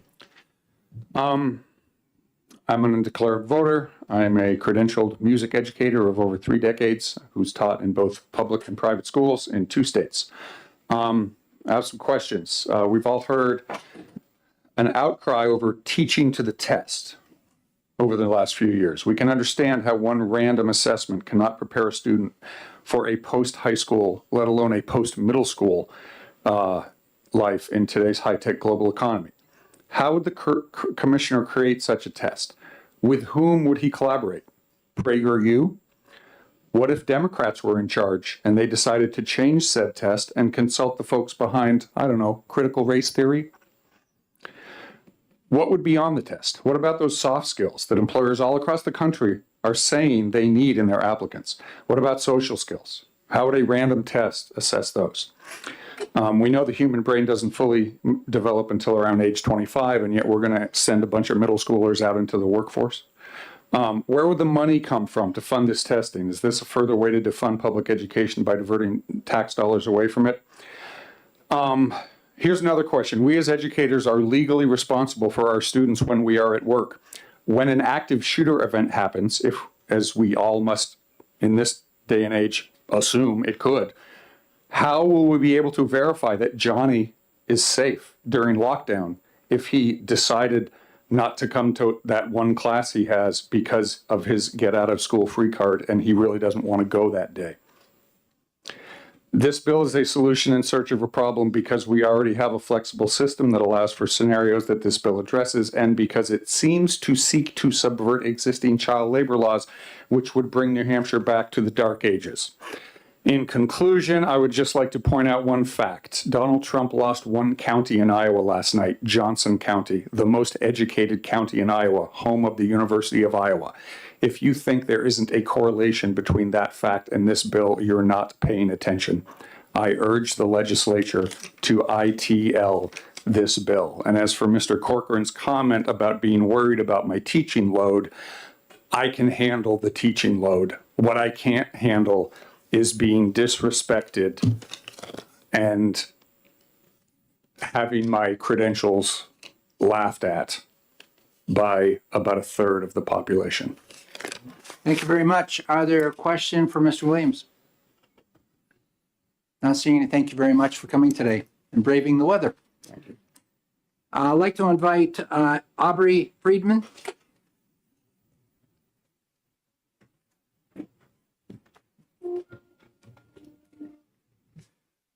Mr. Chair, committee members, Aubrey Friedman, I live in Bridgewater, private citizen. I'm total in support of this bill. The whole point of compulsory education was so that no kids would be missed and that everybody kind of at least gets a crack at a half decent education. If some kids are smarter and they can get through the 13 years quicker, why make them stay there longer? What is the point in it? They can pass the test. They're clearly, I think this is a small number of students, but even if it were a large number, it wouldn't make any point. Why do they have to stay there longer for a couple more years? What's the point in it? The education has been learned. They're ready to move on. Let's let them move on. And clearly, let them, as been mentioned, maybe they want to start a business, start learning a trade earlier, invent something. Who knows? There's genius there. Why kill, I hate to say, but the standard model of government schools is one size fits all if you're stuck in there. And clearly it doesn't apply to everybody. And I think this kills the learning spirit that young kids have, children, they have that. And if they haven't lost it by the time they're, say, 15 or 16, let's let it alive, let it thrive. So if they've done their job, they've learned the stuff, let them out early. There's just no reason to keep them there longer, in my opinion. The one thing that did bother me a little bit in this bill that I think could be improved, it's minor. There will be some costs, of course, but I'm a realtor, and so I took the real estate exam, New Hampshire Real Estate Commission. I didn't take it at their office. It was actually taken at an H&R Block office. They had, they must have contracted out. They've got testing centers all over the state, probably all over the country.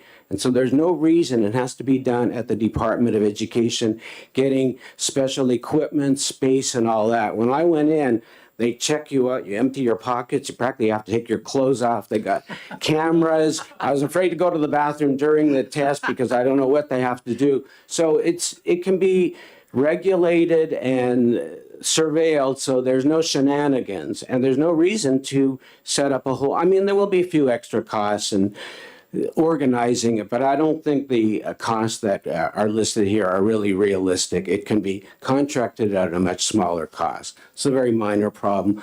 I say the kids are ready, if they're ready to go, and also the question about age comes up. 2-year-olds are not going to, I don't think, be able to pass the test, but let's say that adolescents, some kids would be ready. And I say it's up to the parents. If they say the kid is not mature enough to move on, then they're not going to let them do that. Your time is up. Okay, and that's it. Are you willing to take questions? Yeah, Are sure. there any questions from the committee? Thank you very much. Okay, thank you. And the last card I have is from Curtis Holland. If anybody has written test, yes, could you pass that on up? We'll put it in the record. Thank you. This is my first time testifying, welcome. so I'm nervous. Chairman, committee, thank you very much. This is personal. My sentence to 12 years of forced labor for the crime of being young was, at the time, before homeschooling was legal. I went because I was told my parents would be imprisoned and I would be put in reform school if I didn't show up.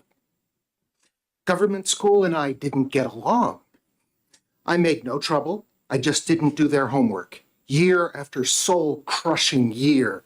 So they gave me a lot of tests. One of those tests was the GED. I didn't know it at the time. I passed. And when I did find out, I asked for my GED so I could get out of high school. I was told that I was not allowed to get a GED until after my class had graduated. This confirmed to me that high school had nothing to do with education. It was a matter of serving my full prison sentence. HB 1402 makes a way for students, like me, to escape from something that does no one any good. It reaffirms the idea that high school is about learning, since if the student has already learned it, why would they be required to be there? HB 1402 provides a way for students who are mismatched to the age-based grades of the government schools to prove their bona fides and move on to doing something which better serves their needs and skills than being locked in prison until they too reach their time served. Thank you. Thank you very much. Are there any questions from the committee? Not seeing. Thank you very much for coming today. Thank you. And with that, I will close this hearing. The next hearing which we're going to go to, and for committee members that have to get up and stretch, you're welcome to do so at any time. The bill we have here in front of us is HB 1212, relative to eligibility for free school meals.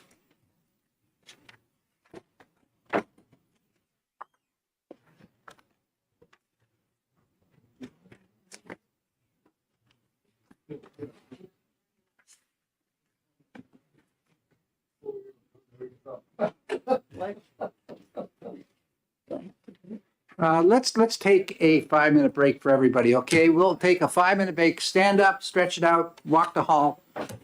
Thank you.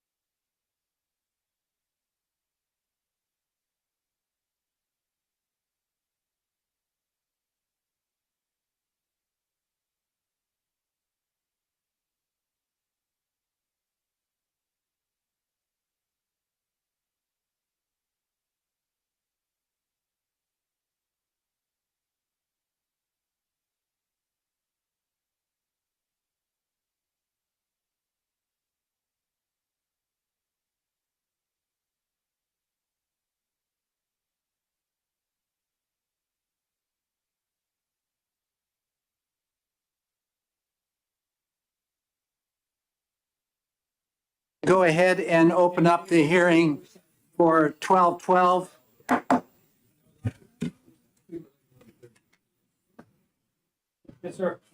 You're welcome.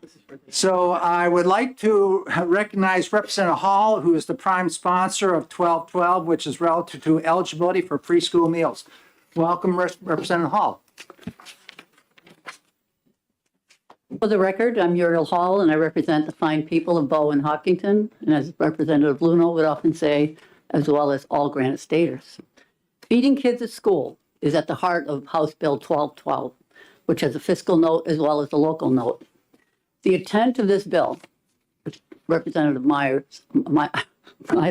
always tells us, which is important, we need to know the intent, it's threefold. One, to help support low to middle income families by raising a single eligibility cap to 350% of poverty. Two, to cast a broader net beyond the federal guidelines to capture more students to ensure that as many students as possible receive at least one, preferably two, nutritious meals per day. And three, for the state to cover the additional costs associated with these increases. As we know, school meals play a critical role in the student health, well-being, and academic success. A healthy diet can give a child the energy to think, work, and play. Food insecurity puts tremendous stress on families who are struggling to hit their basic needs budgets, given the increased costs of food as well as childcare, healthcare, transportation, housing, utilities. What does 350% of poverty look like? A family of four with an annual income of up to $30,000 is deemed to be living in poverty. If that same family has an annual income of up to $105,000, they would qualify for free school meals, given the 350% poverty eligibility cap. In the fiscal note, the department noted that the fiscal impact of this program is indeterminable at this time, the same thing we heard last year, but expected to be significant. I think the numbers that they gave are rather excessive. They seem pretty high to me, but secondly, the program would have local implications. I checked with my local assistant superintendent, business manager, and he didn't seem to think that the burden on the local would be very much, some more paperwork. He didn't even think it would involve additional personnel. And thirdly, the cost to develop a process for eligibility determinations to implement and manage the program would cost nearly $500,000, according to DOE. That's $100,000 for a database system, which is probably reasonable, I guess, I don't know, and $339,000 for at least 3 new positions at the DOE. 3 people is going to take to manage this program. I'm not sure what they're all doing with technology today, but that's what DOE is here today, so maybe she can respond to that. We cannot let an indeterminable cost stop us from moving forward. Our job in the Education Committee is to create policy which meets the educational needs of students and to let finance decide if and how it will be funded. I urge you to support House Bill 1212, which will help ensure that students have the nourishment they need to learn while taking some financial pressures off families. I understand that it might be a challenge to determine eligibility and to fund this, implement and manage this program, but I would argue that hungry children face a far greater challenge. And with that, I will take any questions, knowing that these folks back here probably have a lot more answers than I have. Thank you very much, Representative Hall. Are there questions? Yes, Representative Belcher. Thank you, Mr. Chair, and thank you for your testimony. We've just heard that this bill would prescribe that schools provide 2 free meals per day under the bill. And you testified that the fiscal note seems to be excessive, maybe too high. However, the fiscal note says this bill does not specify which meal is to be provided. The cost of a breakfast meal differs from the cost of a lunch meal. So the fiscal note is only for 1 meal per day. So isn't it likely that the fiscal note is under what this would actually be if we're providing 2 meals? The fiscal note said 50 to 75 million, I think it was. I'm not sure on that. Actually, I think that those numbers are excessive for 2 meals a day. 70, not the 50, but the 75 is what seems excessive to me. Thank you. Thank you. If I may have just one more brief one. You may be surprised to learn I'm not totally opposed to the idea of providing a New Hampshire funded free meal to students. However, I have big hesitations with what is currently provided because I hear all the time that the quality of the food is not there, that it's not good, and it's based on the federal government guidelines. So my question is, if we're going to be paying with New Hampshire taxpayer money for this free meal, do we get to set the standards and go our own way to make sure these are good, healthy meals, or do we have to follow federal USDA guidelines even though we're paying for this? Thank you for the question. I would say we have to follow federal guidelines, which I can't answer. I know Representative Damon's an expert on this in terms of what's offered for, geez, this is crazy, the federal guidelines, but I think at this point you have to follow the federal guidelines because it's the federal program, the lunch Need program, the federal program. use the mic, please. Are there further questions? Yes, Representative Damon. Thank you, Mr. Chair. This is actually just a point of clarification. The bill does not specify 2 meals per day. It specifies at least 1. So Representative Belcher's remarks about the fiscal note representing 1 or 2 meals, the bill says 1 meal. Are there any questions of Representative Hall? Thank you very much. Laura Milliken?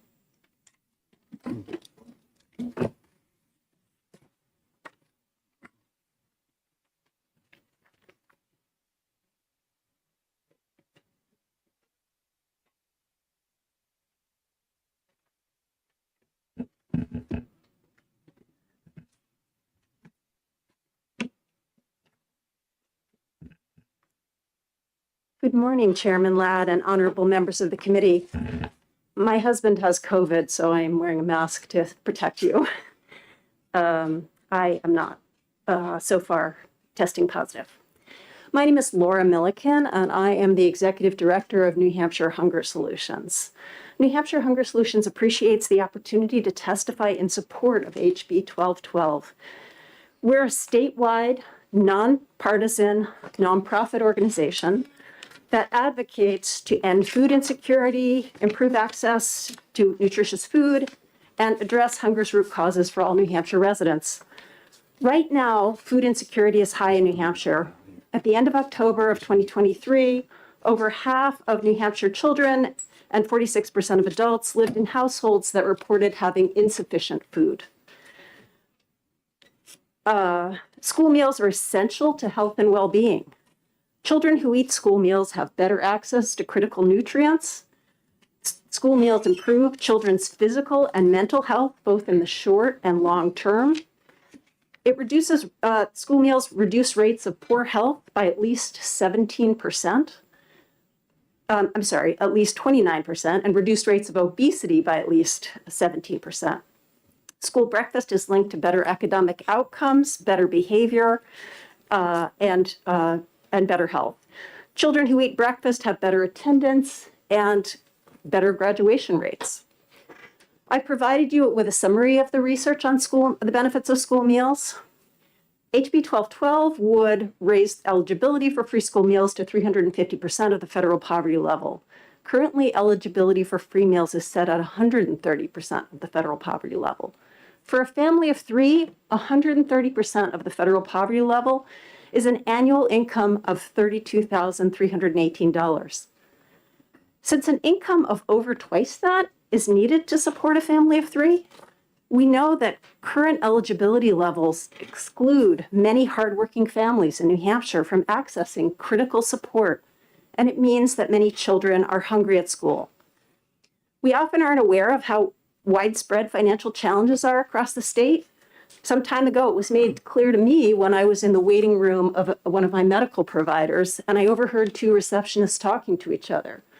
One of them said to the other, she was very distressed, and she said that her children's school had told her that her children weren't eligible for free and reduced meals. The receptionist said she made too much money. She said they don't know about all our expenses. They're not allowed to consider those. It's just based on income. So here was a woman with a full-time, reliable job in a professional office, still having trouble ensuring that her children had enough to eat. And she's not alone. We all agree that children should have equal opportunities to succeed in school and life. We accept that all children should have transportation to school, access to books and facilities, and infrastructure they need to learn. We don't provide these resources based on a family's income. Access to meals is even more fundamental to student success. Children can't learn if they're hungry.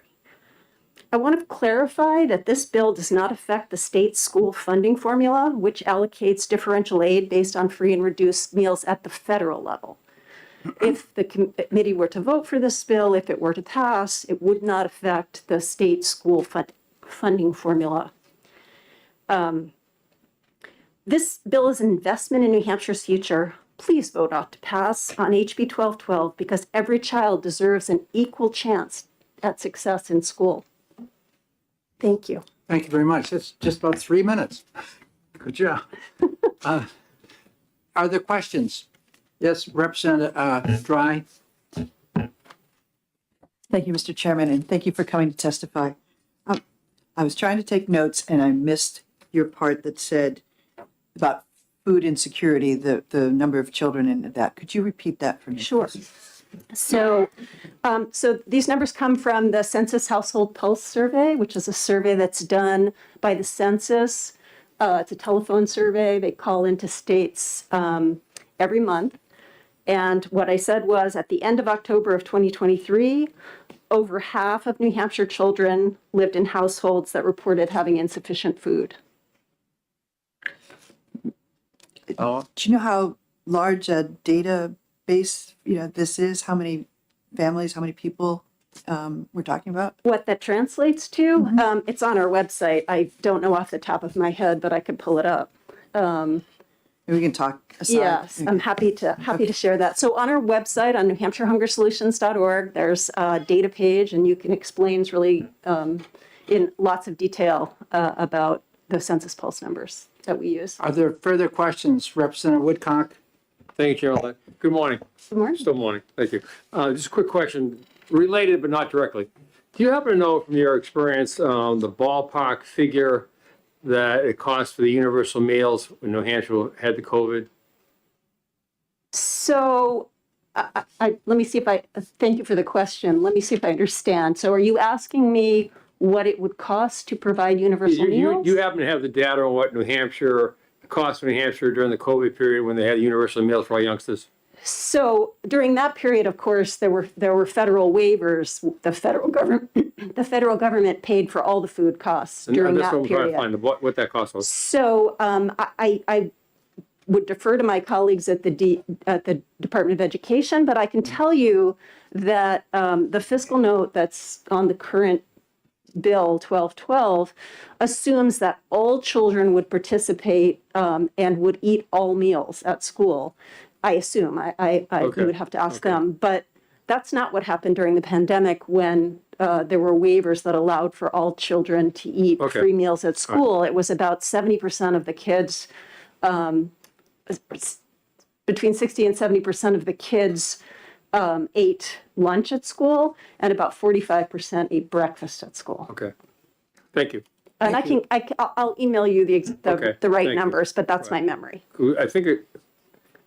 I think I heard last year in the testimony for a similar bill, not similar, different percentage, was 111 million, but I didn't have it. I was trying to recall the accurate data. Okay. Yeah, Thank you. I believe that was the estimate from the Department of Education last year about universal meals. Great. Great. Thank you. Thank you, Mr. Chair. You're welcome. Further questions from the committee? Not seeing any. Thank you very much. Thank you. Aubrey Friedman.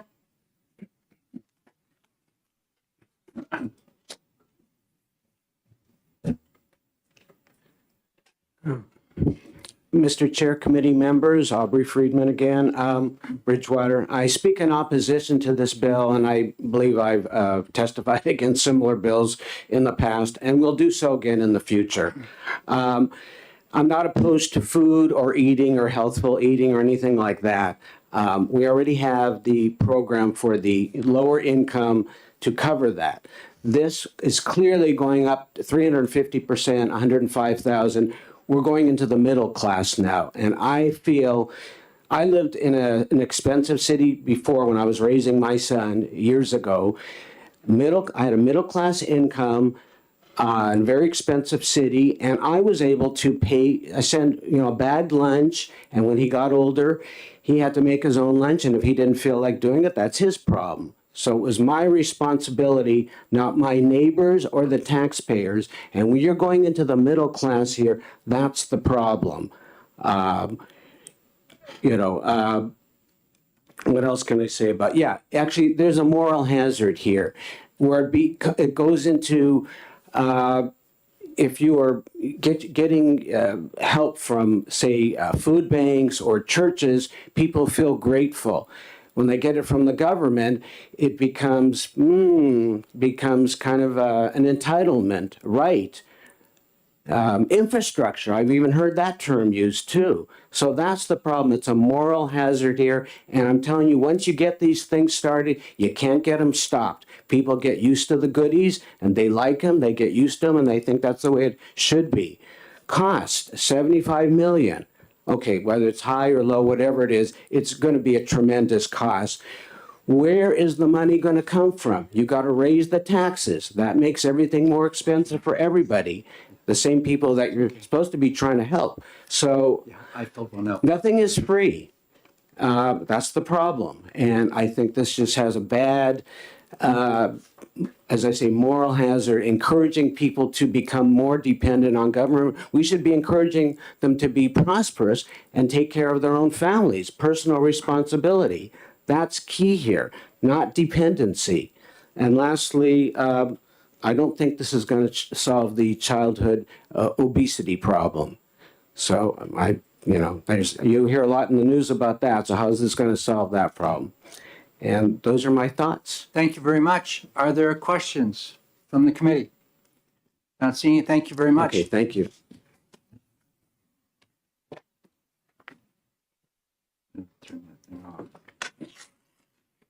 Okay.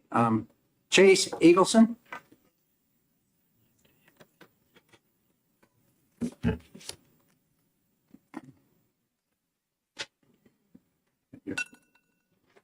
No, that's. Sorry. Thank you. Here. Hey, this modern technology, For the record, my name is Chase Eagleson. I'm the Policy and Planning Coordinator at the New Hampshire Council on Developmental Disabilities. I'm speaking in support of this bill, not just because it would help students with disabilities, because it would help all students. Many different surveys, many different studies have found that preschool meals have positive effects, both socially and academically, for students receiving them.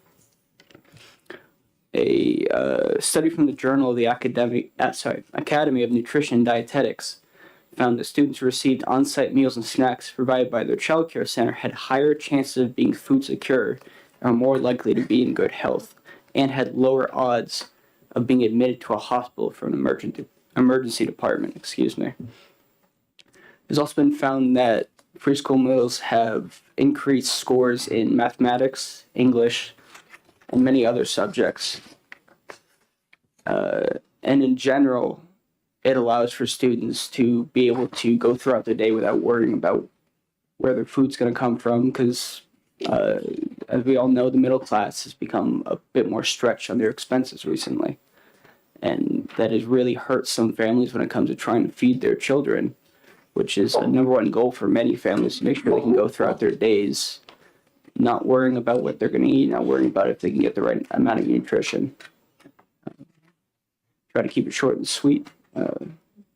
Any questions? More than happy to answer. Thank you very much. Other questions? Representative Belcher? Thank you, Mr. Chair. Thank you for being here for this. I'm hoping you might be able to answer this, because I hear the phrase food insecurity a lot. I feel like it's a little bit nebulous. Do you happen to have a stat for what percentage of New Hampshire children are malnourished or nutrient deficient? Thank you for the question. I don't have that off the top of my head, but I can say that child poverty is on the rise, and that has a big link to malnutrition. In 2021, it was 5% across the country. Now it's up to 12%, which is more than 100% rise. And as you know, as people have less money, they can feed people less, they can feed less nutritionally. And to your point earlier, you talked about USDA guidelines for nutrition. I have a master's in community development. That's one of the big things we talked about is the function of USDA guidelines when it comes to nutrition. I personally would be in support of anything that would find a way to ensure that more children have nutritious meals. Thank you. Are there further questions? Not seeing, thank you very much. Thank you. We did receive a card from the department. By the way, this penmanship's wonderful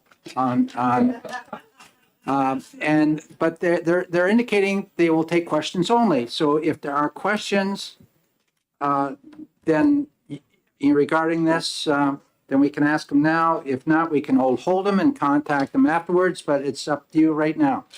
Any questions? Yes, Representative Dry. So Kelly Rambo and Amanda Marshall, welcome.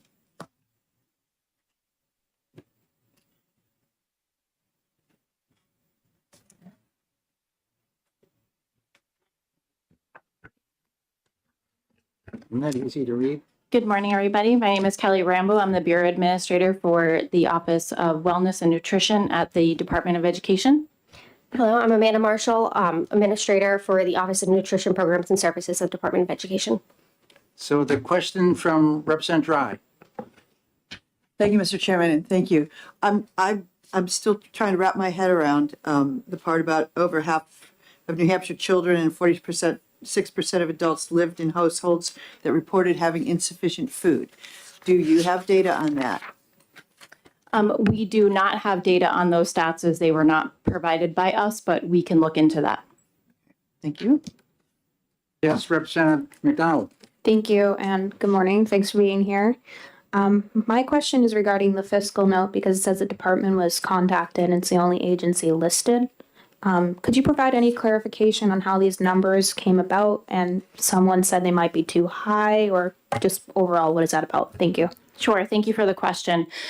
The piece of paper that was passed around, just for context, is the amount that it would cost for all students, less the federal reimbursement. So that's about a $122 million number. So just to put it in context, so that the $50 million that's in the fiscal note is a minimum amount that would be needed for this bill. And the piece of paper that is passed around would be if all students were to eat that are enrolled in schools in New Hampshire. And it's important to have that context and that number to know that's the maximum amount that it could cost, because to make sure that all students have access to those meals, that number needs to be provided. Further, Representative Woodcock. Sure. Good morning. Welcome back to the annual visit. I just wanted to clear on two things, if I may. The 122,830 you have at the bottom of the data sheet. Now that's what you're talking about would be projected cost of universal meals for all youngsters. That's correct. Okay. Minus the current amount that the state is already paying for the reduced price breakfast. Okay. Minus. Okay. So how much does the state get back annually from the, and maybe I'm misreading this, from the reimbursement from the federal government for their part of the meals program? So it's based off of meals served. Right. So I could get you ballpark. the exact number. During COVID, it was about $50 million that we were pushing out for those meals from the federal government for that. And we have transitioned back to about $30 million that we would push out and get back from the federal government. Thank you. So that would be, Kel, that would be reduced from the 122. Is that right? That's correct. Again, this number is based on all, if meals were available to all students, because we want to make sure that if the state were to cover the cost, that all students who were enrolled had access Right. to So that would be considered like the universal pre-COVID meal. Correct. Okay. So it's just the third time. I'm really kind of stupid here today. Don't ask so much. So the 122 is excluding any reimbursement from the federal government. That's correct. You And can the- see that the in the, let's call it the third column, that's the cost of the meal minus the federal reimbursement. So So it'd be 50 million less than that with the federal reimbursement. Add to that. That's what I'm getting confused here. No, so this number here, the 122, Right. is after the federal reimbursement. So, After. yeah, so if there was no federal reimbursement at all, if the state, just to put it in for context, if the state were to cover all the costs and they didn't want to be on the USDA program, Yep. it would be a significant amount more because you wouldn't be getting that reimbursement from the federal government. I don't have that number. I No, could get that's it fine. for you if that's what you want, but this Nope. is after the federal reimbursement. Okay. So 120. Okay. Thank you. This is the last follow-up. Yeah, well, yeah, It's math. It's math. I know, it's I was social modern math, studies. I got it. So 122 is the total number now for universal. Correct. Thank you. Thank you, Mr. Chair. I do have a question I'd like to ask you. We have 38 schools that are not participating in either the National School Lunch Program or the National School Breakfast Program. Would this bill cost additional costs of any kind for those particular 38 schools? If they are not included in the enrollment at the Department of Education, then yes. I don't have that specific, because I don't have those schools off the top of my head. But if they're not included with the enrollment, then that would be above and beyond because we use the enrollment numbers that we currently have at the department. Okay, thank you. Representative Belcher? Thank you, Mr. Chair, and thank you for this technical help. So I'm citing and looking at the National Institutes of Health, looking at a study. National School Lunch Program has been guided by modest nutrient standards, and the palatability of meals, which drives consumption, receives inadequate attention. This is a study on food waste out of Boston that demonstrated that in Boston middle schools, roughly 30% of food was wasted. It was thrown away. Do we have any idea what the numbers look like here in New Hampshire for that food waste? Thank you for the question. It's not currently data that we collect at the department. There could be some at the local level, but that's not current data we have at the department. Are there further questions? We're going to try to get 15, 16 in before lunch here. So Representative Balboni? Thank you, Mr. Chair, and thank you for taking my question. Could you remind me about, what are the guidelines for reduced lunch versus free lunch, the income levels? Sure. The free is 130% and the reduced is 185%. Thank you. You're welcome. Further questions? Are there more handouts? I just never got them here. If it got held up. Yeah, see, I didn't get one either. We will, I apologize about that. We will also send digital copies so that everybody can have a copy of them. Okay, further questions from the committee? Representative Cornell? Thank you, and thank you, Kelly.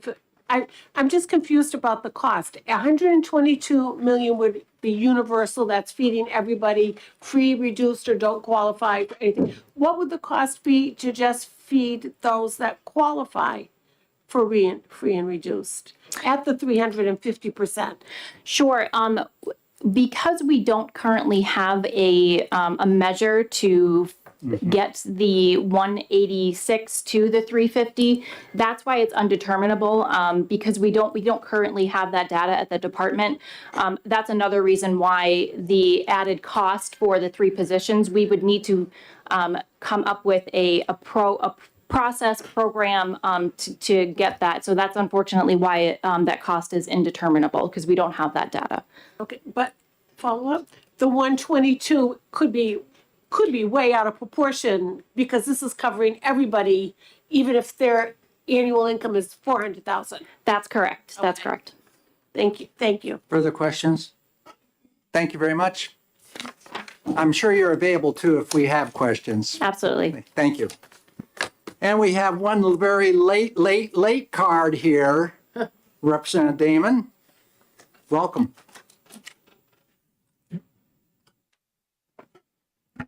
Thank you, Mr. Chair, and thank you, committee. I was going to save this for executive session, but it seems important to present it now. For the record, Hope Damon, Sullivan District 8, and I am a retired dietitian. Also, my mom was a school lunch director back a million years ago, and that's how I got into food and nutrition. Thanks, Mom. So 2 statistics to answer a question that was brought up earlier, and thank you to Chase. I'm sorry, I don't remember your last name.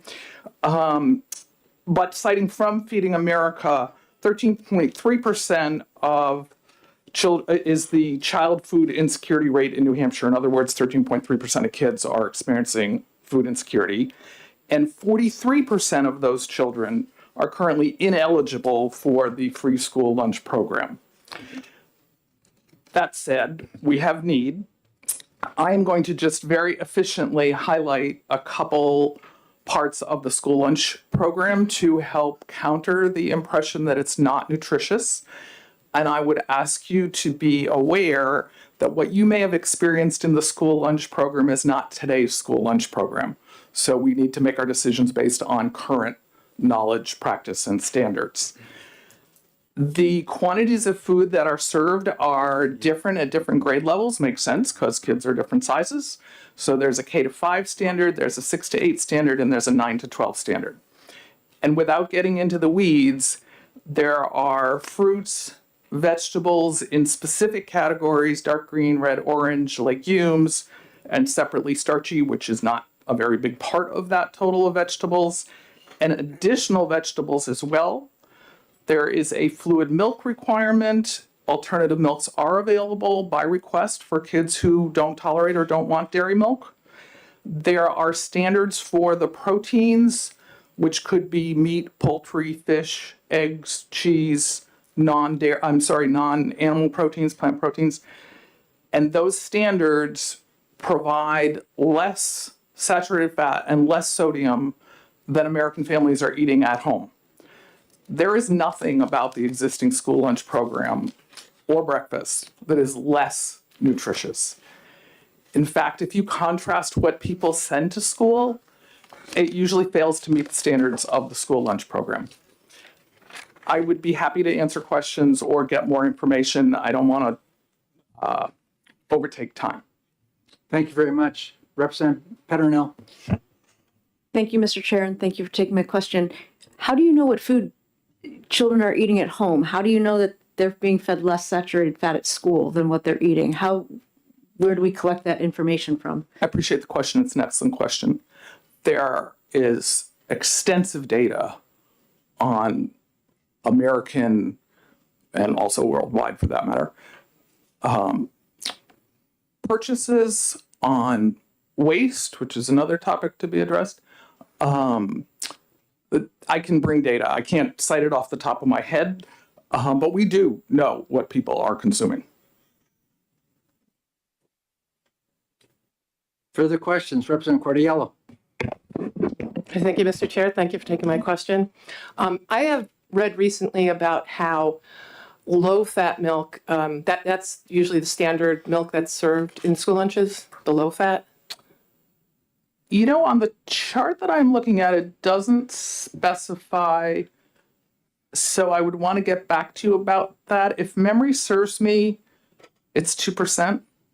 I'm not certain of that, though. Okay, so that wasn't my main question. My main question is that there are studies showing that whole milk is more nutritious.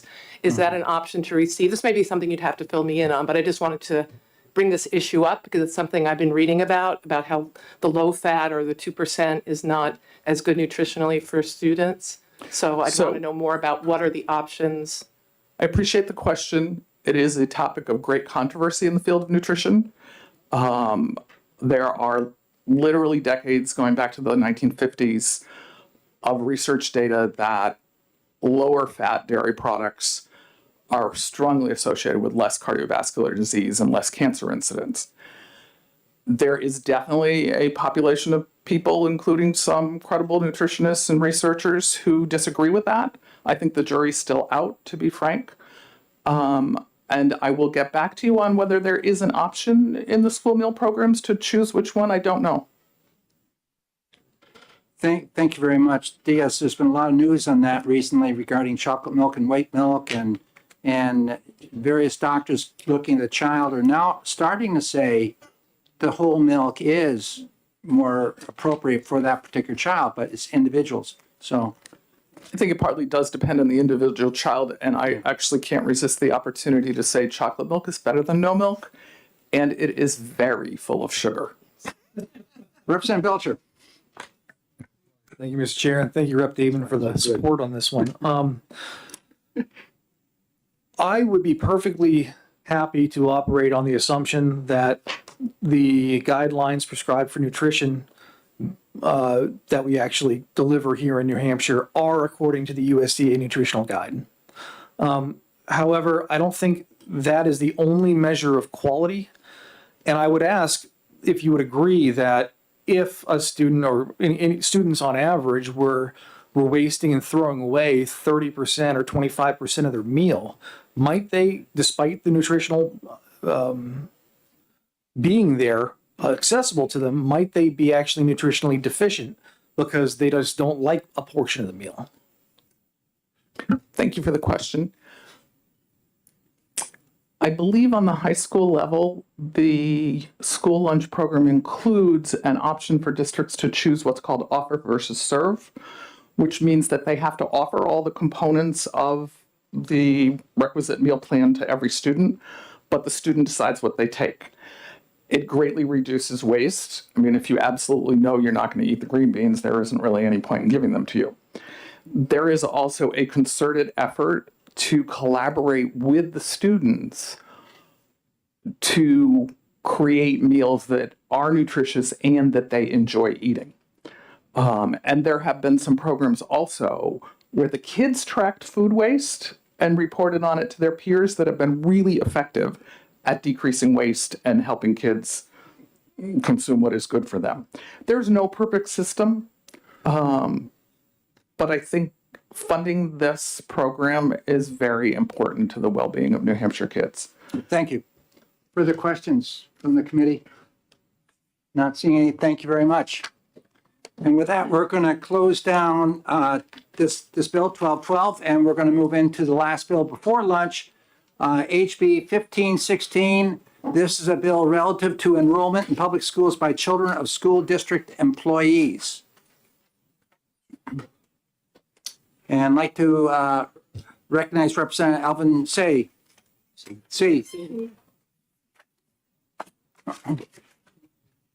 Oh, another one.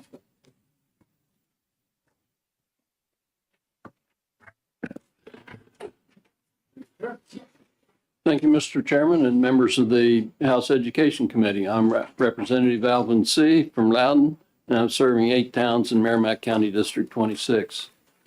Today, I introduce House Bill 1516, an act relative to enrollment in public schools by children of school district employees. This bill is intended to give school districts another possible incentive to aid in recruiting and retaining of teachers and staff by allowing an employee to place their child in a district where they are employed when not a resident of the district. Some school districts currently offer this to their employees in one form or another as a policy and find it as being utilized. This bill would take it from policy to statute as enabling legislation. Employees who take advantage of this will have the same school schedule as their children and will decrease the scramble for childcare during early dismissals, snow delays, and closings, thus reducing need for substitute staffing.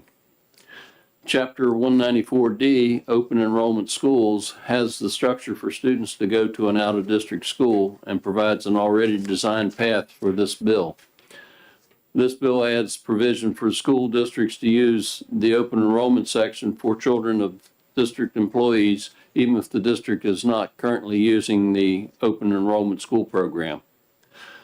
This bill does not provide for transportation and assumes that the parent will be providing the necessary transportation. This bill also provides for the employee to be responsible for any additional costs to the receiving school district. Thank you, and I am open to questions from the committee. Are there questions from the committee? Representative Damon? Thank you, Mr. Chair. Thank you for taking my question. I'm wondering what portion of New Hampshire public schools are open enrollment or are not? I do not have the answer to that. I've heard that it's, some number, but I would just be guessing. Further question, Representative Balboni? Thank you, Mr. Chair, and thank you for taking my question. Where I was on school board member in Rye, we had a policy where we did allow staff members to enroll their children. But the problem always comes in with the special education services, because you don't know that if you take in a child at kindergarten, and those costs can be substantial if you take it in. Does this bill address any of those implications regarding special education? No, the bill doesn't address special education, but the district, in considering whether to offer this as an incentive, may want to consider that. Further questions? I'll ask you one, seeing you're the prime sponsor of the bill. We had this policy in Haverhill at one point in time. And then we had people that were bankers or professional people, or just people that were also working in the town that the teacher was going to with his or her child. And we had folks saying that's discrimination. You're offering it to the teacher, but you're not offering it to this family over here. How do we deal with that situation? Well, as far as being discriminatory, it's really a matter of trying to employ teachers and staff. And if that is something that helps them get enough teachers to operate their school, then that's not really discriminatory. Whereas the open enrollment program, if it was fully implemented, the school would be able to take any other students if there was room in the classes. Other questions? Thank you very much. I didn't see any other questions from the committee. Or Representative Pan, is your hand up or not? Does the school have the option of not allowing extra students if they didn't have room? In the open school enrollment, the open enrollment school program, it's up to the schools if they have room. They do not have to hire additional teachers or provide additional classrooms to accommodate this. Any further questions? Thank you very much. Representative Dry?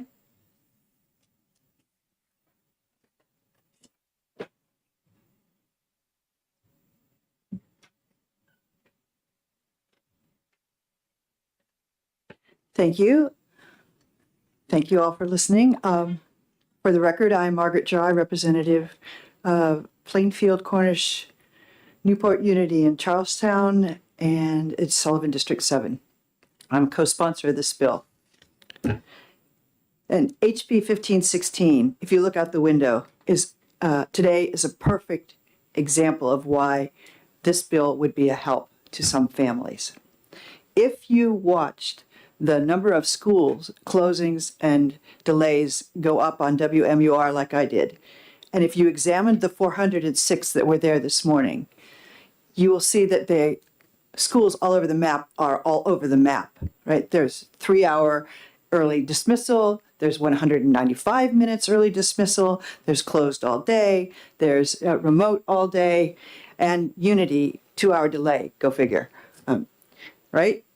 So these are towns that are contiguous. So, and I just want you to remember that not all staff and teachers live in the town where they work. And if the towns are contiguous, there's a possibility that their families are on a totally different schedule today than they are. Now, I know this opens up a lot of people to this opportunity that haven't had it before, but remember that not everybody's going to take advantage of it. There are a lot of reasons that children would want to stay in the school that they're in, their friends, the location close to home, athletics, all those kind of things. So don't think of this as a universal bill, but think of it as enabling legislation.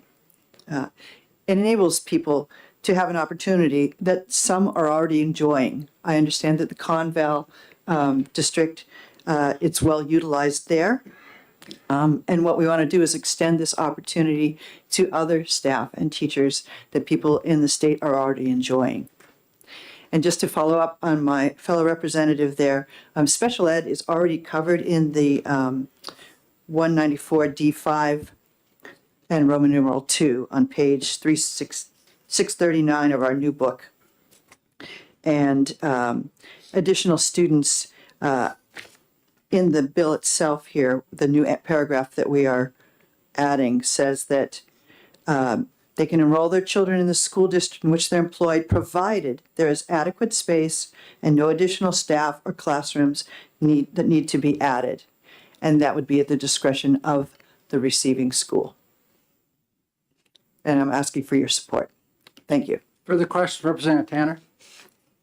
Thank you, and thank you for taking my question. Some schools are already doing this, correct? And this is enabling legislation that allows schools to do that, which they're already allowed to do it because they're doing it. Why do we need this bill?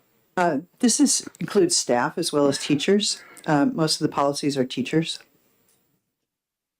Staff as well as teachers. Further questions? Not seeing it. Thank you very much. I see we have a card from the department. Is that to testify or just as technical support? Are there any questions for the department on this from Rebecca Burdett? Well, fine. Why don't you come answer that one? Thank you.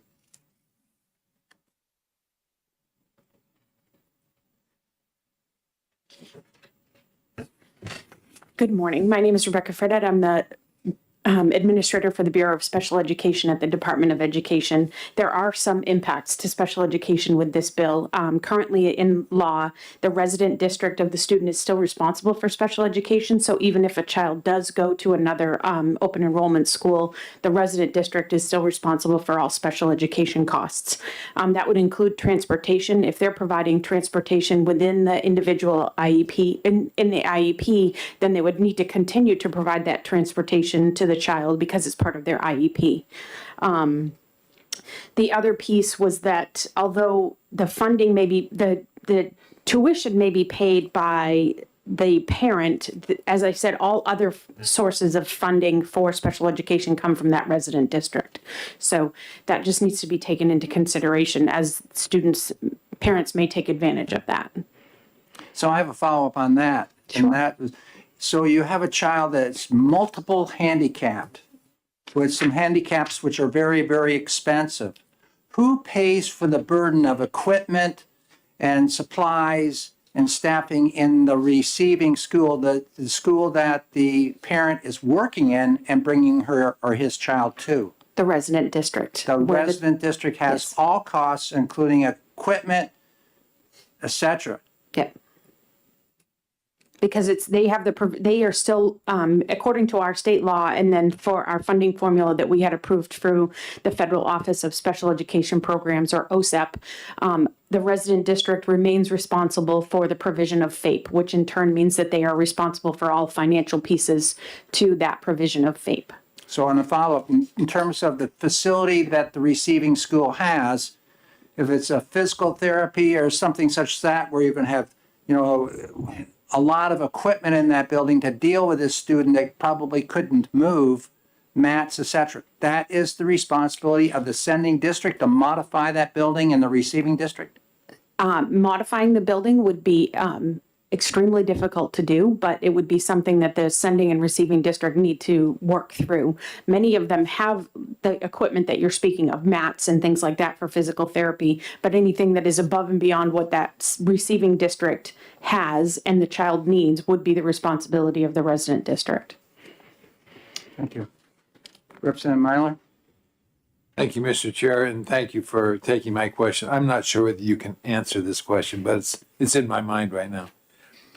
If a student is to follow the parent to that school district, is there a tuition cost, or does that student just become part of the ADMA of that district? I do not know that answer to that question. I believe that I don't know the answer. I don't want to speak to that. We'll need to get that answer, but thank you.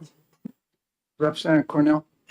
Thank you. Thank you for taking my question. When you said a special ed student cost, and you did mention transportation, so even though this says the parent is responsible for transportation, if it's a special ed student, the resident district would still be responsible for transporting that student to the new school? If it's in the IEP, because many times the reason it's in the IEP is that they need specialized transportation, so they may need a wheelchair lift or they may need something like that. So if the student goes to another district, they still have to be responsible for that specialized transportation. Okay, follow up?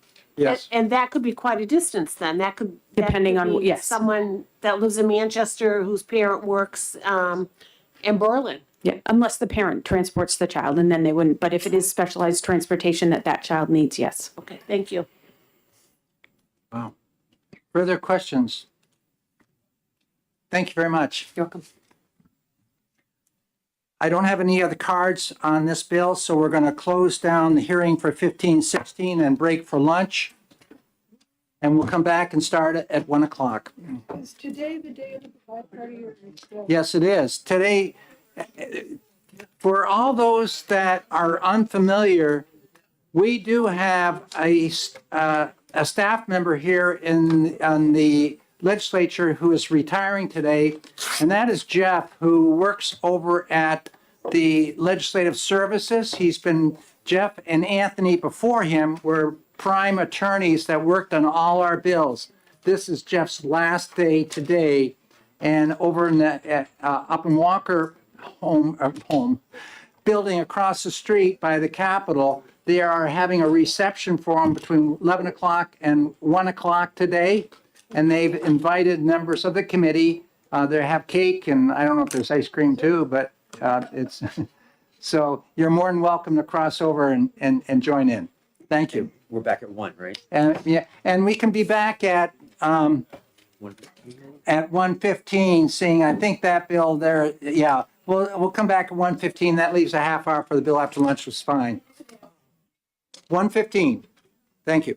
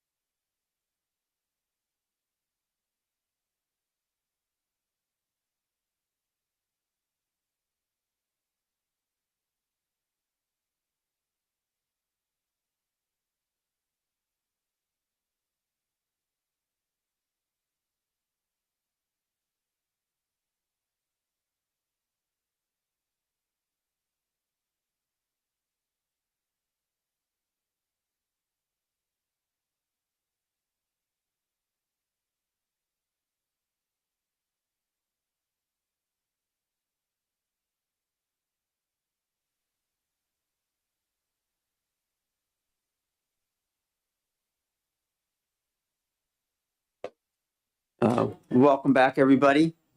We'll start out with the first of, I think, 4 bills this afternoon, and that is House Bill 1165 relative to procedures for school facilities under the Department of Education. And that will be introduced by Chair Ladd, who will give us a pink card when he's done. Well, thank you very much, Representative Cordelli. I'm here and it's a thrill to be here. I'm going to introduce House Bill 1165, which deals with procedures for school facilities under the Department of Education. I've handed out a handout. Everybody should have a copy of that. And there's 2 portions of that. The first sheet is one which I'm going to go through and try to explain some of what's happened within this bill. And the second is a letter of memorandum that it was a summary of what we did in the preceding year with the Public School Infrastructure Commission. So starting out, this bill is a bill that cleans up a lot of language presented to us by the department, and the Amy Clark from the department will be here to follow up to discuss some of the technical aspects of the bill. Well, what the bill does do is you walk down through it, it addresses a number of areas within everything from school building aid grants to amounts of grants to the plan approval for the specs and the costing and the purchase.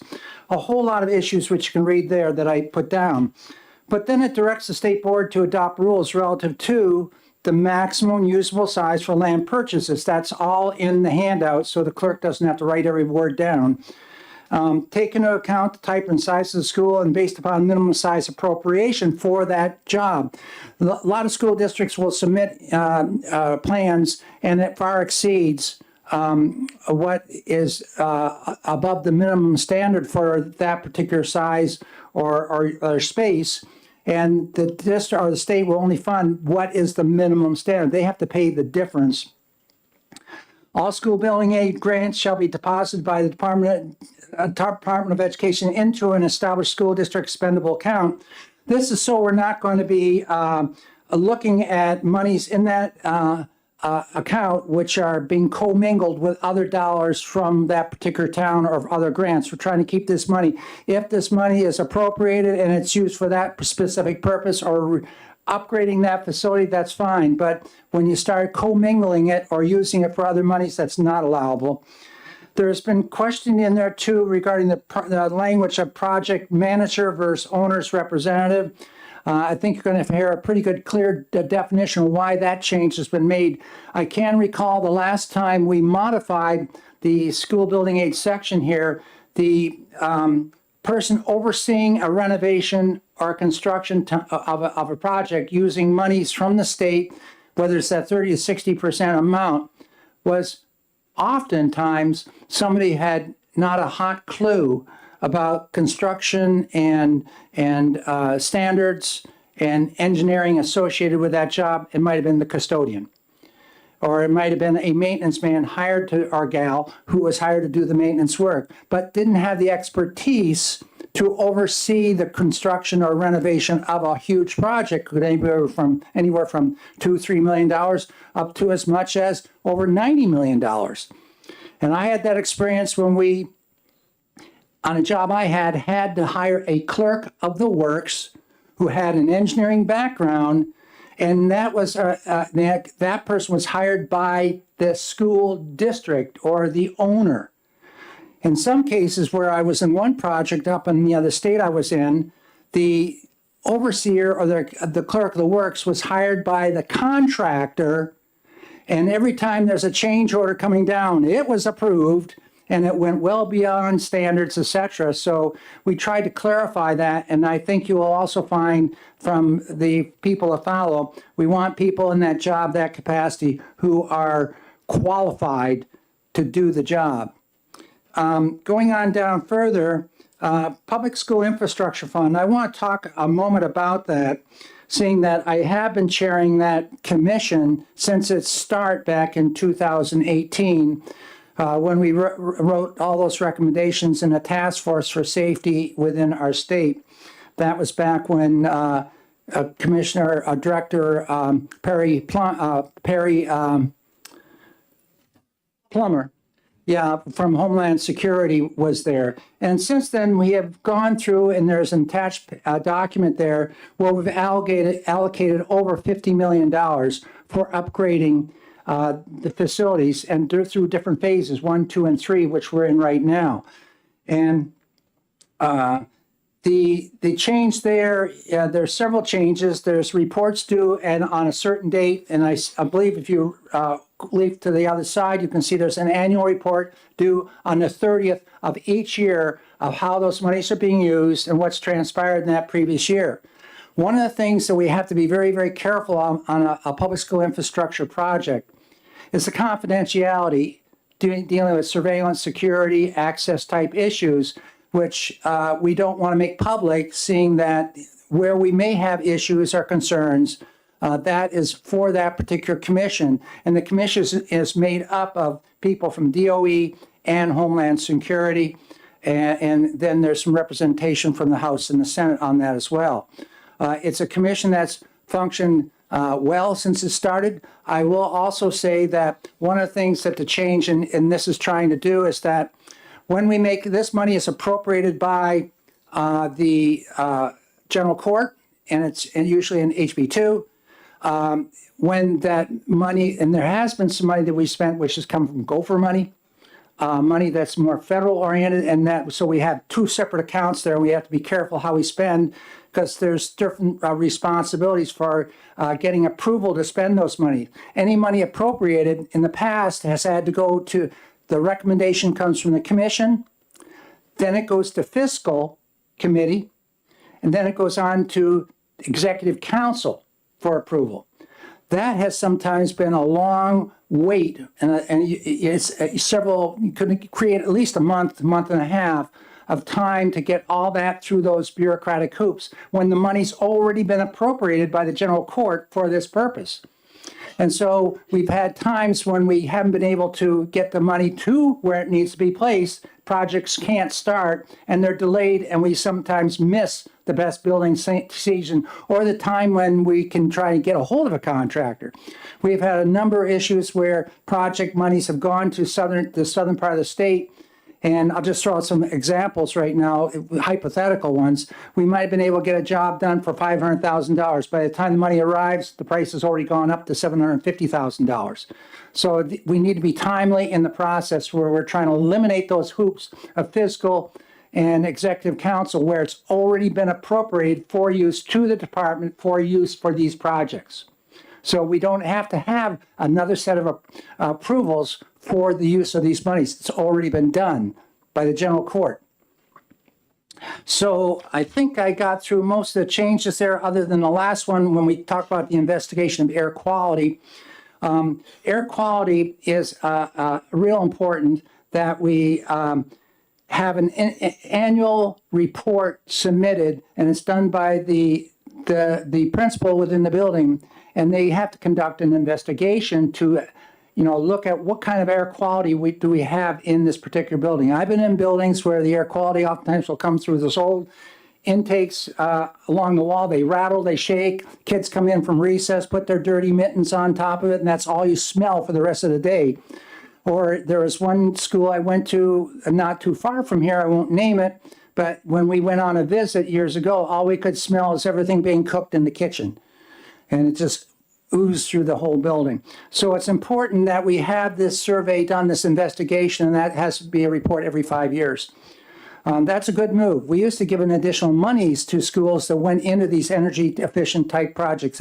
We don't do that now. So it used to be DOE shall ensure. Now it's encouraged because there's really not that hammer. We're encouraging these districts to complete and follow through on this process. So I won't talk anymore about the bill. It is a bill that's been submitted to us by a department. In my perspective, it's one that has a lot of points in here which will expedite and improve language and better assist what we're doing in these schools in terms of renovation and construction and surveying what we presently have. I'll be glad to take any questions, but the department's here to ask the technical stuff and answer you on that stuff if you so need that. Representative Tanner? Thank you. Yeah, I was involved with the Unity School that went on forever. And one of the things was the project, they didn't have a project manager. And that costs money. It went on Forever. So I had just a couple questions. So the owner's representative, who's the owner? Is it? I think that's a question to ask for them. I had that discussion with the contractors back this morning, just a brief one with Ms. Clark. Let's put that there because where this emanated from, I'm of the perspective that we need to have good oversight of the project, renovation or construction, where somebody has a better understanding. This is for projects over $1 million. Right. If you're just putting in something less than that, I don't think we need that. Right. But when you're getting into these large projects, it can be very costly, and especially these change orders come down the pipe. Okay. I have a couple of questions. So, and bypassing the executive council and the fiscal committee. So a large chunk of money is given to the Department of Education that's already gone through the general court. And as current policy, without this stricken out, would it then be if like say Unity applied for a certain amount of money, that would have to be approved by the executive council? So it's more oversight on how the money is disseminated, distributed? I'll go right from the beginning. We have the application process goes out for the public school infrastructure grants. Yeah. They're submitted by the school districts to the commission. The commission then asks Homeland Security, because we have, criteria right now we're looking at. It could be, we've had a lot of different uses that can be used for, and you can see them in statute. But we tried to nail them down to certain areas: surveillance, access, control, communications, security. And before we're going to get into the infrastructure and some other areas, it could even be used for a school bus, this infrastructure money. We want to make sure that the primary purpose that we see in the intent of the bill is those areas I mentioned. So then we also have, as a commission, established there will be a cap on how much all districts will have. What was that cap at? $100,000, that's right, it's $100,000. No grant will be awarded out more than $100,000 for this specific project. So it does make sure that the money is available, and we've had well over 300 different projects approved for this. Now for the council, so we make a recommendation. That recommendation has always been a recommendation to fiscal and the executive council. But with those guidelines which we have in place, and the money has been approved for the DOE to spend, then it really should go back to DOE, and the money should immediately get used for that purpose, rather than having to jump through these hoops. They've all been approved in the past. There's nothing the executive council has reversed, and there's nothing that the fiscal has reversed, seeing that much of this is done in closed session.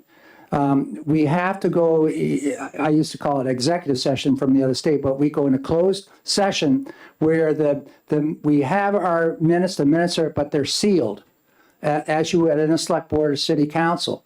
And there's reason for that. To then have to go through and explain the purpose and rationale behind those minutes on all those projects to the executive council or fiscal, we'd have to go into closed session there too. And you'd have to have Homeland Security, Mr. Buxton would be there, and of course the commissioner would be there as well. This is a process that's been it's a long process, it's duplicative, and the feedback we've gotten from all the schools is this is a wonderful way of handling it. We need it, but we want to do it in the most expeditious manner we can. Okay, you've convinced me on that one. I have just one more on this. Follow up? And that is the checklist to a survey. It seems like with a checklist, you'd get more responses than you would with a survey that goes out where they'd have to provide the information. And I'm just wondering, isn't it more efficient to do a checklist than a survey? I think that'd be a good question for them. Okay. And because we have the 10-year plan, which is, we're encouraging districts to do a 10-year plan, forecasting what their needs are in those years. So we, as a legislature, will have a better idea how to appropriate dollars in line with need. So ask that question of them. Okay, thank you. You're welcome. Representative Lakis? Thank you for taking my question. I'm just wondering if the owner's representative could be the principal of the school.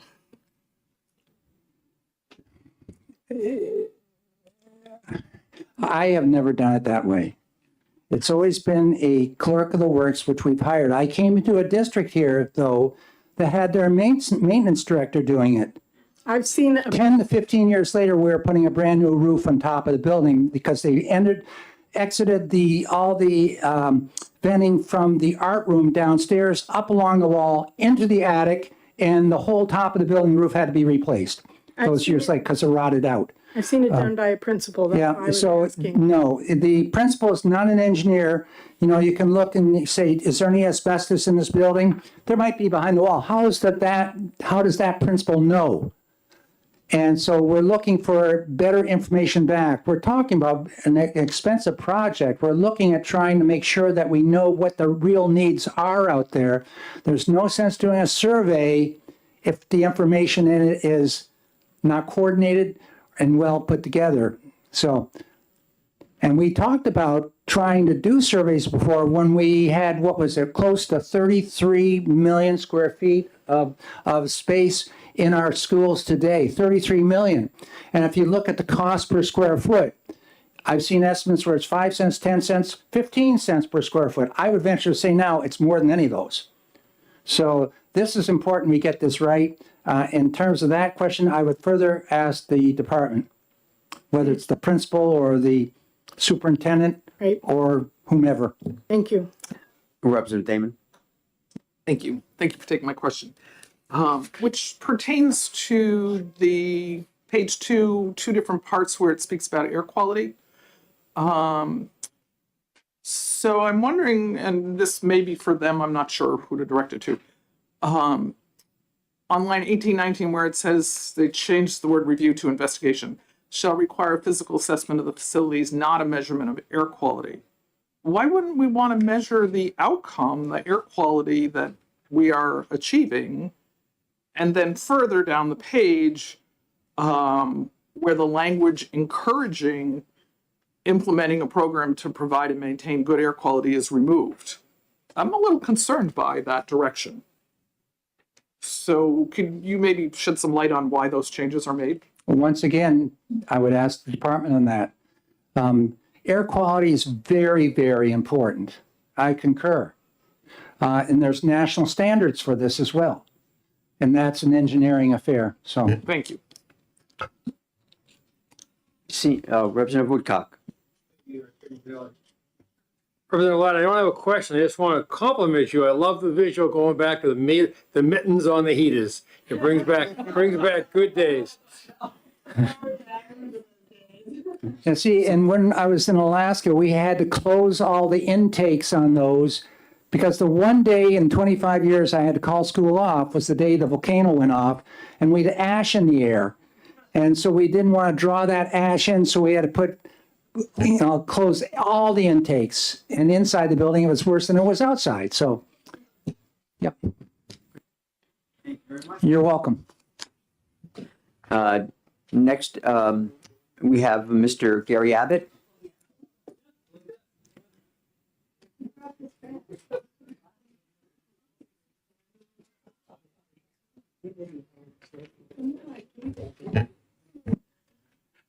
Thank you, Chairman. For the record, my name's Gary Abbott. I'm the Executive Vice President of the Associated General Contractors of New Hampshire. I represent commercial, building, and highway contractors and subcontractors in the state. And it's a pleasure to be here before this committee. I'm usually here supporting Representative Ladd's bill because I really like school building aid being added so my contractors can work.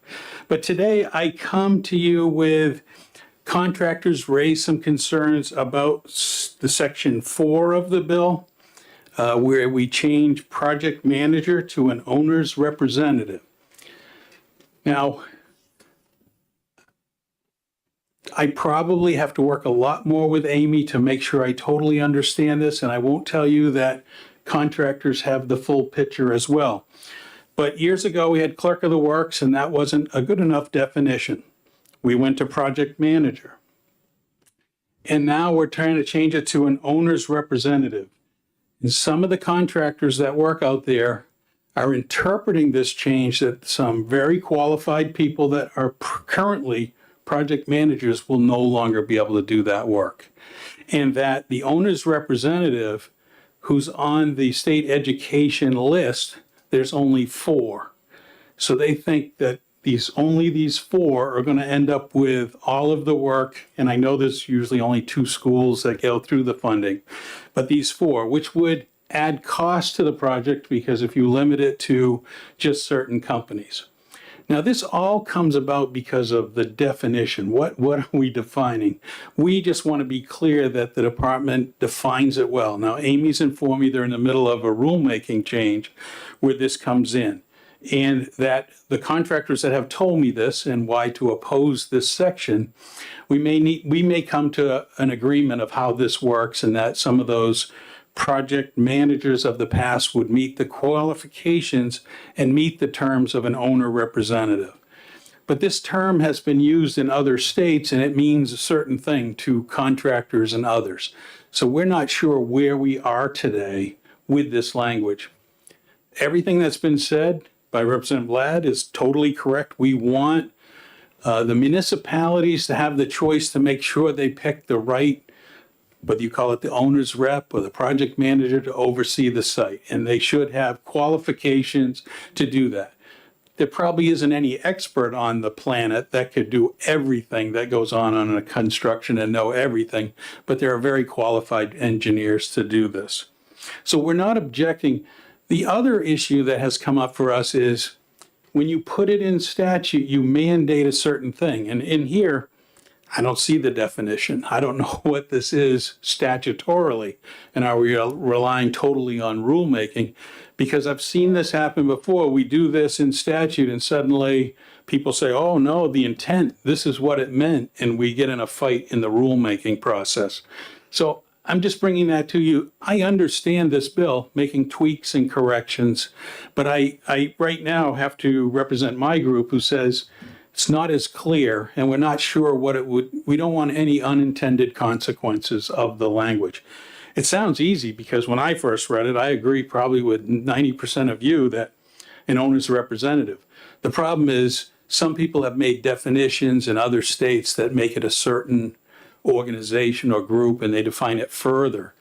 And we have a lot of projects that are either construction management, in which it's a team with the local municipality, where the decisions are kind of a group that's set up. Don't know exactly how that fits into the whole thing. So it's more complicated than just, you got a price for the school and we're constructing it. It gets more complicated on my side. So we want to work with you. We're not objecting to somebody wanting a certain skill level. Every town right now has the power to require whatever they want, but it is a cost, and a cost on a project is something that you need to recognize. So with that, I'd end my testimony. I'm looking forward to working with Amy. We have worked on a number of other things, but I know Amy's going to supply me with some info and hopefully get some feedback from my contractors. But I just wanted to put that on the table for the committee as you look at this bill. Thank you very much. We have questions. Representative Damon? Thank you, Mr. Chair. Thank you for taking my question. Just background, my husband's a retired contractor, and I asked him to read this bill. So my question really comes from that discussion with him.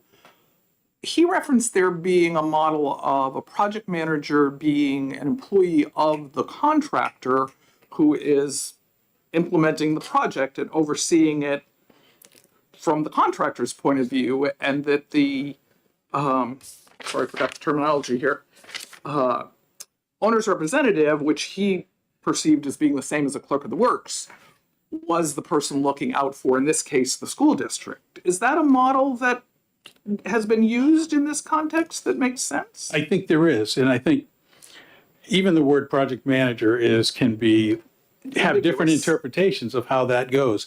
And that's why I say on the construction method, it can have an implication, and how that teamwork with the municipality in building it can matter too under different scenarios. But I agree, we just want to make it clearer. Don't want to make it more confusing. Originally, when I met with my building contractors, I said, what would you like here? And originally, they wanted just to leave it as a project manager or an owner's representative and leave it totally in the municipal hands and not end up statutorily locking it up to be one thing.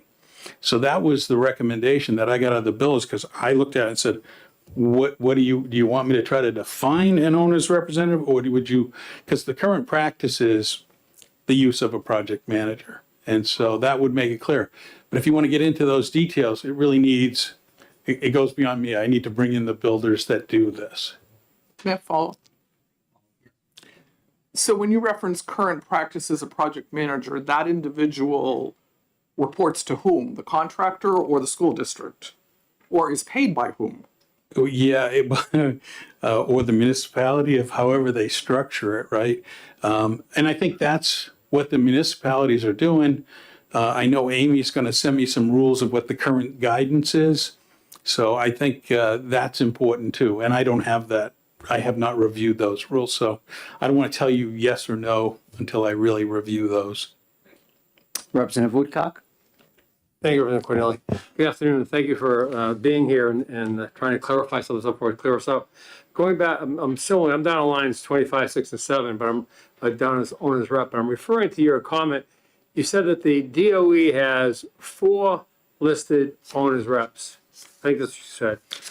And I'm trying to figure out, I don't see here anywhere it says that the owner's reps have to come out of the DOE or be there. I don't see anywhere that where the DOE is registering or hosting those. And so could you clarify that for me? I'm going to do what Representative, I'm going to work with Amy on that, because there is a list, but she said it wasn't limited and other people can get on the list. So I need to get that. That really goes to the definition of what this list is. The contractors have highlighted that list to me. I haven't analyzed the list or the requirements. This is you, Representative Cordelli. Yes. Is Ms. Pogamy speaking next? Yes. Okay. We will ask if there are questions for her. Thank you all. Thank you, sir. You're welcome. Thank you very much for being here. Would we like to hear from Ms. Clark from the department? Ms. Clark?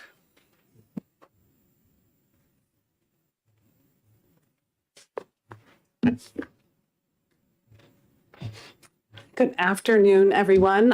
For the record, my name is Amy Clark, and I'm with the School Construction School Building Aid Program at the Department of Education. Anything to do with school facilities goes through my bureau.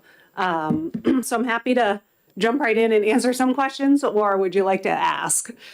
Were there any questions that you had noted that you wanted to answer to start off with? Sure. I'll just continue the conversation that was just talking about before I talk about the other sections. The owner's project manager, interestingly, the department was just trying to make this clarification. When we were doing rulemaking, the law, when this law came about, it was just as Representative Lab described, it was to hire somebody, the district to hire somebody that represents them, because they don't know construction. They are the ones, they need to hire somebody to be able to be the intermediator, so that the contractor isn't saying you need to do this and the architect is saying you need to do this. They need to be able to have somebody that represents them. So in the field, there are three common terms. One is the clerk of the works, one is the owner's representative, and one is the owner's project manager. And so in the law, we went to rulemaking and we put owner's project manager and somebody, our rulemaking person said, no, you should use the term that's in the law. So we went to the law and said, oh, it says project manager, which that's confusing because who is that project manager? Is that a contractor that's a project manager? Surely they have a project manager too. The architect could be managing the project. The point of this law was to hire somebody that is representing the owner. So I guess my recommendation to this committee would be to take that project manager and call them an owner's project manager or an owner's representative. I would not use the term clerk of the works because it usually implies a little bit lesser of a level than what somebody overseeing the project would be. Prior to this conversation, I didn't know we'd be talking about this much today, but what I was going to recommend is that although I am the one that gave the language owner's representative to Representative Ladd when he asked, I actually would change that to owner's project manager. Only because we've now gone through rulemaking. We've heard from some other constituents that said, well, owner's project manager is kind of the term that we use around this area. With that said, I'm happy to, other things I just want to clarify. We do have a list on the Department of Education's website. We don't vet them. We don't vet anybody. We just say, oftentimes schools will call us and they want to know who has been an architect. Can we give them an architect name or an owner's project manager name? And we just provide a list on the website and we ask anybody who wants to be on that list, they can be on that list. They just have to tell us their contact information and if they've done any projects in New Hampshire that they've worked on. That owner, we've had an architect list for a really long time, but once this law came in effect, 2020 perhaps, somewhere around there, we started to compile a list of owners, project managers. I'm sure that list will grow as people find out more about the list. But they're not registered. Massachusetts has a different, they actually go through a big process of vetting their owners, project managers, but New Hampshire does not. Great. Yes, Representative Cornell. Thank you. Thank you, Amy. Does having any kind of a list, though, give the implication to people who are looking that these are the 4 that have been vetted and that you should choose from? I'm sure there are some people that look at that list and say, oh, here's 4. These are the only 4. Yeah. I can see how the language is on the list. I think that it says that they're not recommended by the Department of Education. They're just a collection of lists, but we certainly could make sure that that's more clear on there. Do you think just by having those 4 names, though, gives that implication and it might be better not to even have any names on it? I would say maybe it gives that maybe it implies that. However, schools really need to know a starting point of, people to call. So I guess I wouldn't want to take that list off. I'd be more interested in maybe sending that list to some of Gary's contacts or others to see if we can add more names to that list. We have not had a lot of projects that this has applied to, only 2 so far. So it's not like we've been going for a really long time with lots of projects out there that have needed to hire an owner's project manager. Representative Tanner.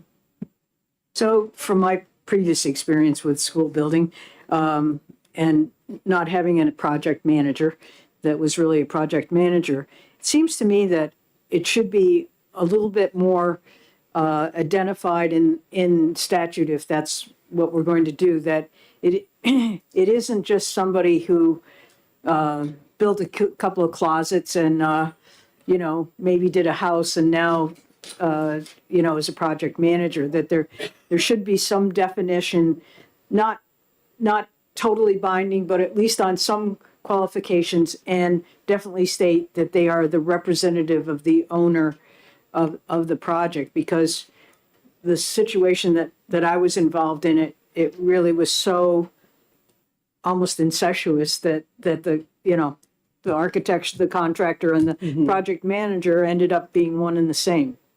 Correct. And that was just really bad. Yeah, I can say right now the draft regulations, because the statute required that we do rulemaking on that.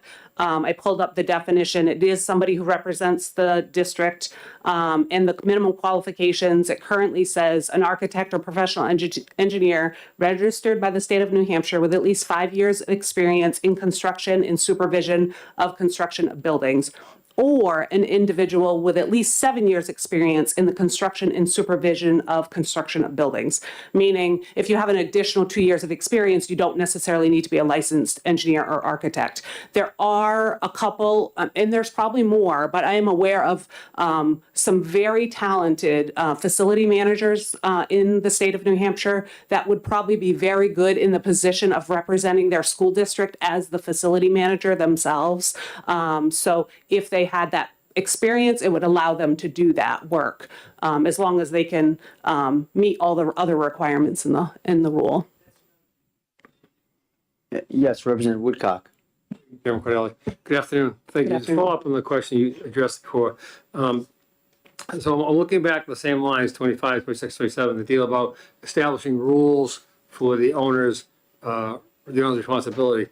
It says the qualification for the school district that the DOE is going to establish the rules. So if I understand this right, once those rules are established, then the local municipality, the local project people, they will be able to, doesn't necessarily have to come off. If that person they hire out of downtown meets these qualifications that are in rule, they don't have to have anything that's been connected with DOE in terms of registering or any of that stuff. It's just, these are there. Correct. If they choose to do that, then they can, his association could bring that forward. Absolutely. That list is not inclusive. Matter of fact, So you're there's gonna- actually no vetting to make sure that those people meet those qualifications. So DOE is going to actually set the qualifications for this category of contractor. That's And correct. then the municipal people have to use those qualifications. Correct. Okay, thank you. Thank you, Mr. Chair. Thank you. Any further questions? Yes, Representative Damon. Thank you. So I'm moving on to the question I asked and need more input on, which is on page 2, line 18, 19, and also Roman numeral 2, both in reference to air quality. Yes. And I'm wondering why, if you can explain, that we don't actually measure the air quality. We just look at the things that influence it. And then parallel to that, why we are taking out or propose to take out the language suggesting that we encourage implementing a program to maintain good air quality. Sure. So those are good questions. Thank you for that question.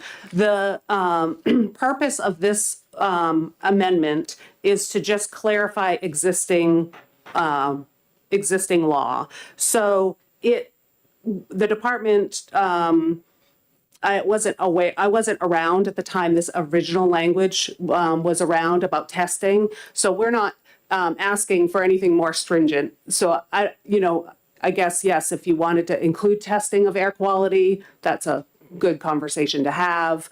I think probably since the pandemic, there's been a lot more focus on what those measures would be. I would just say that if you're going to do that, then you're going to want to look at specifics about what they are testing for. So we oftentimes, especially during the pandemic, would get people that would call and want some air quality tests done to their facility. And they can get an air quality test, but there needs to be some standard to measure by, because you could get data, but it doesn't mean anything unless you say this size particle is too high or too low. So I guess if you do go that route, that would be one thing to consider, but the amendment wasn't to change anything that existing law already says that there's no requirement for testing. And then on Roman numeral 2, so prior to this, the Environmental Protection Agency, EPA, used to provide these big boxes of indoor air quality tools. You can open it up, there's a CD there. We have some that, if you'd like a copy, I'm happy to hand them out. And the department, had to ensure that every school district had a big copy of this indoor air quality toolkit. We could do that because I could give it to a school. Yes, I've ensured that they have that information. That's all the law said. Well, now it's all on an app. And I have no ability to ensure that the school has installed the app. So what I can ensure is that I will ensure that all the school districts are aware of this app, and we can make sure that it's a really great app. It has the checklist, it has all the things that schools can use. It's a really good tool for schools to use, but I am not able to ensure that that's installed in an easy manner. So that's the only reason why we changed the word encourage, from ensure. So I guess if you have any other questions, I guess that's the answer to that. Can I follow up? Follow up. Thank you. So thank you. Your explanations are very clear. However, in that Roman numeral 2, I totally appreciate that you can't ensure that they looked at the app.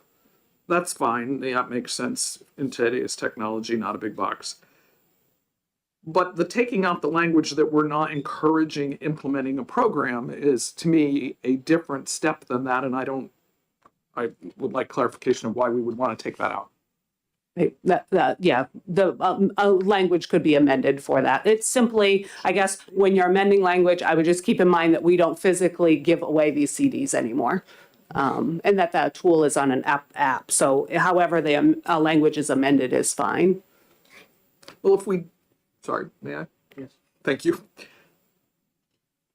It seems to me we could just not take out line 28, 29, just leave it where it is, just change the first part that you're not ensuring that they look at the app, but that we would still be encouraging air quality program. My thought. Thank you. Any further questions? Thank you very much. If I may. Sure. There might be one other. I just want to talk a little bit, if I may, about the Public School Infrastructure Fund. Sure. I would also, on line 28, 29 on page 1, there is the Public School Infrastructure Fund, and it starts with Roman numeral 3. I would also recommend to this commission that committee that in Roman numeral 1, it talks about, which you don't have in front of you, but Roman numeral 1 of that law talks about who can apply for the Public School Infrastructure Fund, and it says public schools can. And the commission, the Public School Infrastructure Fund Commission, has also been talking about maybe making clarifications if preschools public preschools that can also apply. So right now, if a public preschool applies for the public school infrastructure funds, the commission is not able to recommend those projects. From the commission, they thought it would be a good idea for preschools to be able to apply for those funds. So I just wanted to throw that out there as well. All right.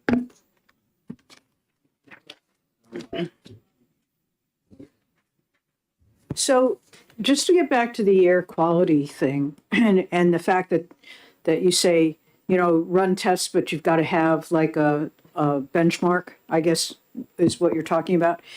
The EPA actually has benchmarks for businesses and schools, don't they? Is it just that New Hampshire has no benchmarks, or we're not going by the federal guidelines, or? I would just say that if you're going to require testing, that you point out those benchmarks. If you have specifics that you want schools to meet of different types of air quality standards, that you indicate which air quality standards that you want schools to meet. That's all. Just as a follow-up? Yes. And so there's none in statute now, and there's none from the Department of Health and Human Services or the Environmental Protection? Not that I'm aware of. So how, and I could follow up with others on this that might know more than I do, but my understanding is a lot of the standards for air quality are about the mechanical system that's put into place. So if you are to build a new building, you need to meet air quality standards with a mechanical system, an HVAC system that can perform, filter so many air exchanges and so forth. So it's different than going into a building and testing different CO levels and things like that. Very much for testimony.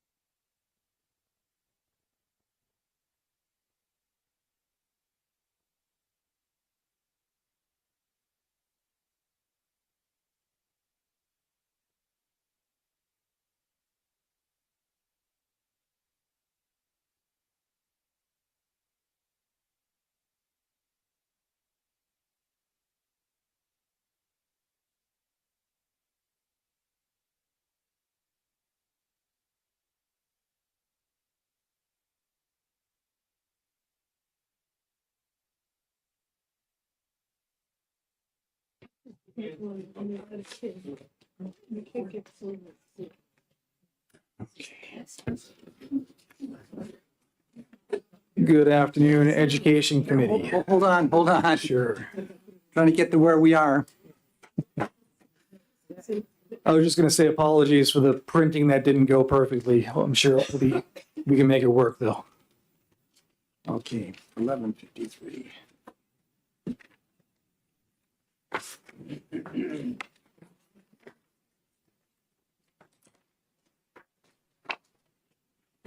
Are these the packets or are they all the?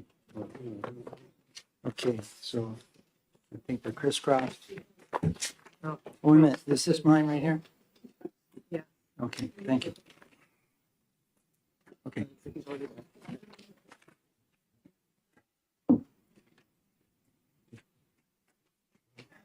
Okay, we're going to go into our next bill, which is 1153 FN. This is an act relative to mandatory and elective public school curricula. And I'd like to welcome Representative Belcher. Thank you, Mr. Chair. Good afternoon, members of the committee.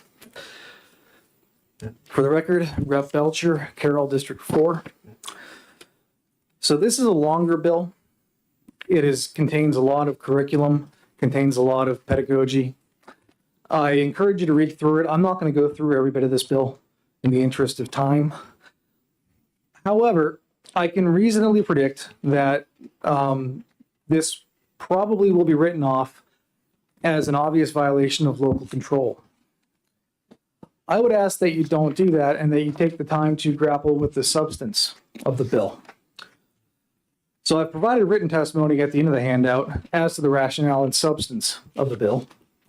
However, I'd like to start by talking about the idea of local control as it relates to this bill.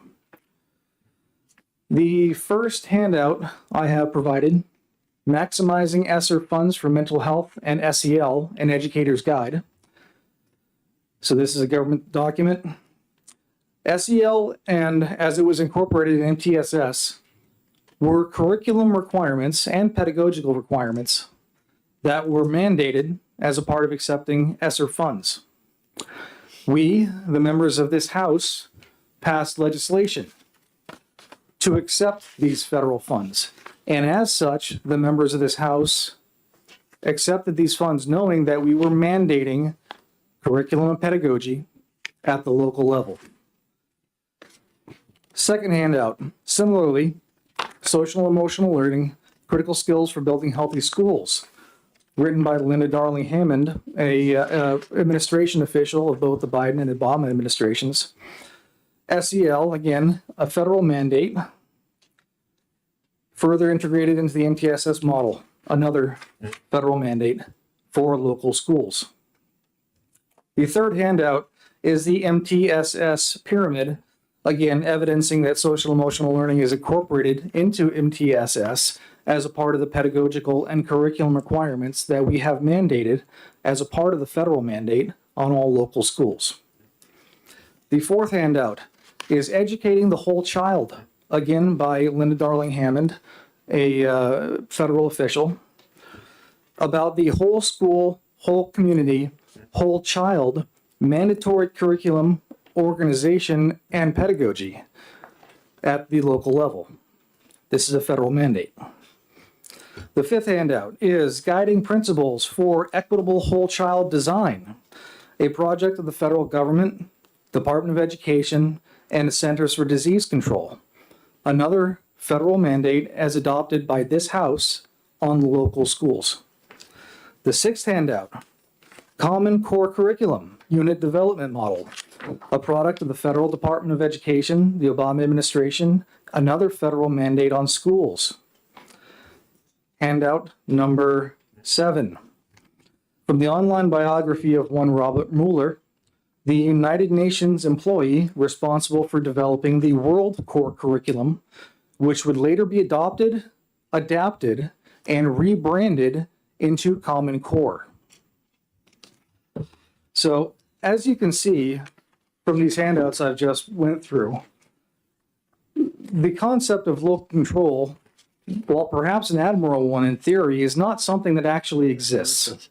The majority of our curriculum and pedagogy, and certainly the most consequential portions of it, are coming from the federal government. They're even coming from the United Nations. Even within this committee, we don't always hold to the concept of local control. Just this past year, we mandated additional civics curriculum and even the inclusion of social media into public school classes. So now, as to the substance of the bill, we have had a long history and a proud history in this state and in this country of an anti-fascist and anti-Nazism education. This is wholly appropriate. I went to New Hampshire public schools. I graduated Portsmouth. I had the distinct pleasure of hearing from multiple Holocaust survivors.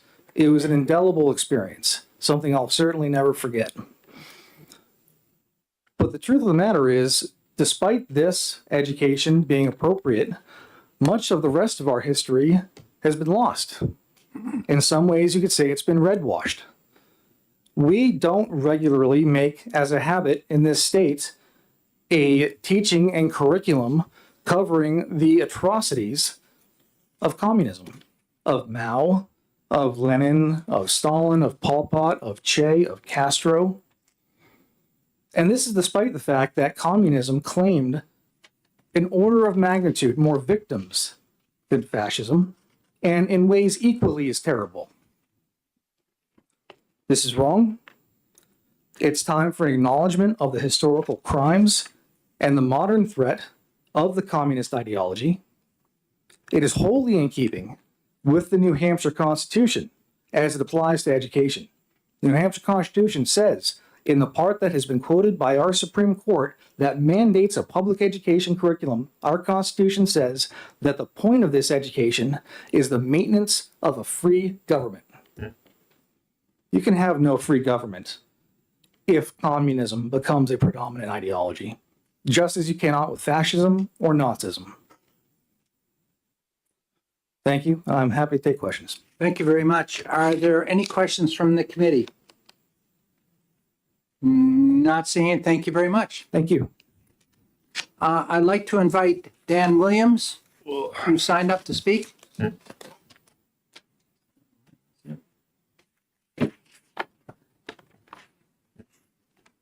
Hello again. Still enjoying my snow day. I'm a registered undeclared voter. I'm also a credentialed music educator of 3 decades and have taught in both public and private schools in Vermont and New Hampshire. Politics doesn't come up very often in music class, but when it has, I have always prided myself on playing devil's advocate. Without showing my own true feelings on the issue, I always adopt the opposing view in the discussion. Whether the student in question is voicing a left or a right-wing viewpoint. This is because I feel that it is important for students to learn how to articulate their opinions in the face of an opposing one.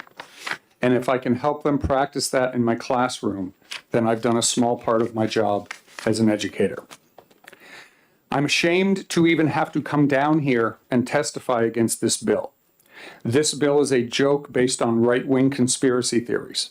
The curricula that they seek to impose on all New Hampshire students is written by folks like, and this is quoting from the text of the bill itself, Mr. James Lindsay, who has been linked to several prominent conspiracy theories, such as the LGBTQ grooming conspiracy theory, the white genocide theory espoused currently by white supremacist terror groups like NSC 131, who have recently protested within walking distance of this building, and the anti-Semitic cultural Marxism conspiracy theory.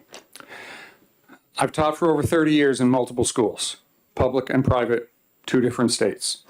You want to know the 2 occasions in all that time when I've actually heard of a colleague indoctrinating their students? The first was back in the 90s at a private school in Vermont. The colleague was a tenured, well-loved teacher who happened to be very liberal and didn't bother to let that show in her classroom. The other was last year, when a new hire at our school started lecturing about the evils of abortion, not in a health class or science class, mind you, but in his world language classroom. He was not rehired this year. There is no leftist indoctrination happening in our schools. Based on my own personal experience, there is just as likely to be right-wing indoctrination in New Hampshire schools as left-wing indoctrination, and the threat of either is statistically insignificant. In closing, I would like to say that my wife, who retired from a career teaching high school English last year, prided herself on 2 things, one of which was bringing local Holocaust survivor Kati Preston to speak at our school, and the other was in teaching her students how to find credible sources and cite them properly. If the text of this bill were given to her to read as an example of an assignment regarding finding credible sources, she'd send it back with a comment for the student to reassess that competency. Please ITL this crazy bill. Thank you very much. Are there any questions? Do you have a copy of your presentation? That's wonderful. Thank you. Are there any questions? Yes, will you take a question? Sure. Representative Tanner? Thank you. I'm glad you're enjoying your snow day, and thank you for coming here. You're welcome. It's my pleasure. How important is critical thinking? How much more important is critical thinking than actually content in schools, do you think? All I know is that we have a very large STEM program in my school.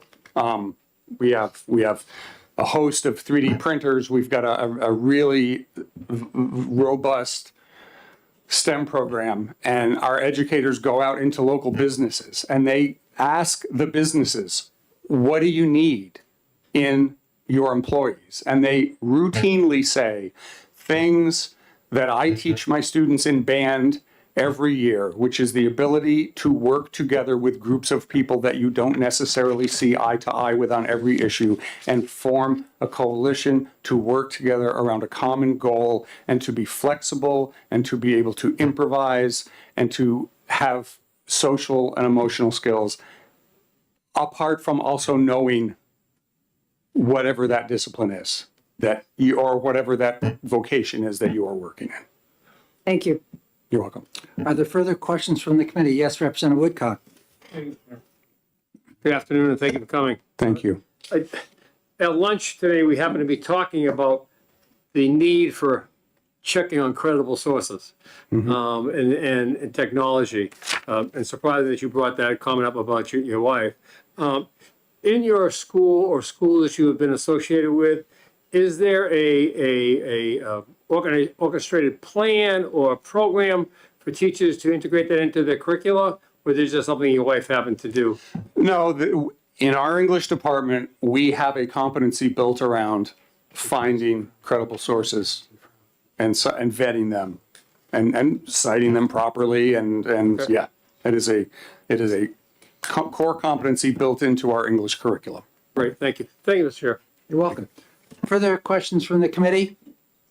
And if I could say one more thing really quickly, because I've mentioned my own school's curriculum, I would also like to, as far as civics and social studies, we have a robust curriculum. We have a course that all juniors must take called American Studies.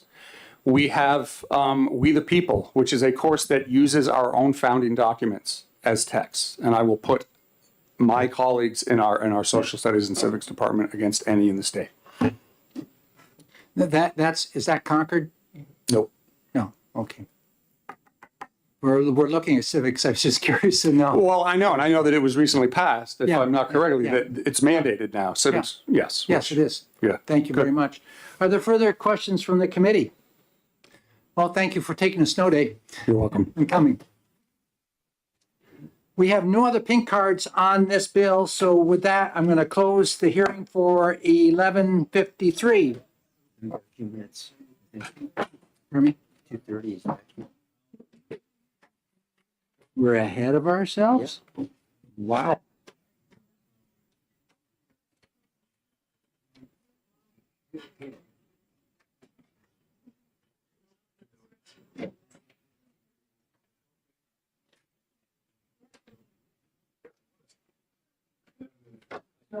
While we're here, we're not going to go ahead and do any kind of exec session, even if there was a bill that we agreed to, seeing that we're missing several people, critical people right now. So I want to just go back and talk about the last bill, which we're dealing with, is the school building stuff. And I had a situation in our community where this is not a school, but it's a sizable building. It's one of the Cumberland Farm buildings, which was built in Woodsville. And there was a contractor subcontracted the electrical work to be done with an unlicensed contractor. When the building inspector from the town looked at it, the fire chief looked at it and found it, they had to rip everything out of the building and start all over again. And a lot of that electrical work was behind walls. This is why it's important. Now, if that were a schoolhouse and that type of thing occurred, the owner has to have good oversight of these with people that are trained to do that. So when we look at owner's responsibility for manager, project manager, we have to make sure this is tight and that it's done properly in conjunction with the national standards, our state standards, and with the local community, the one that's coughing up the dollar in the state, that there's somebody watching out for that.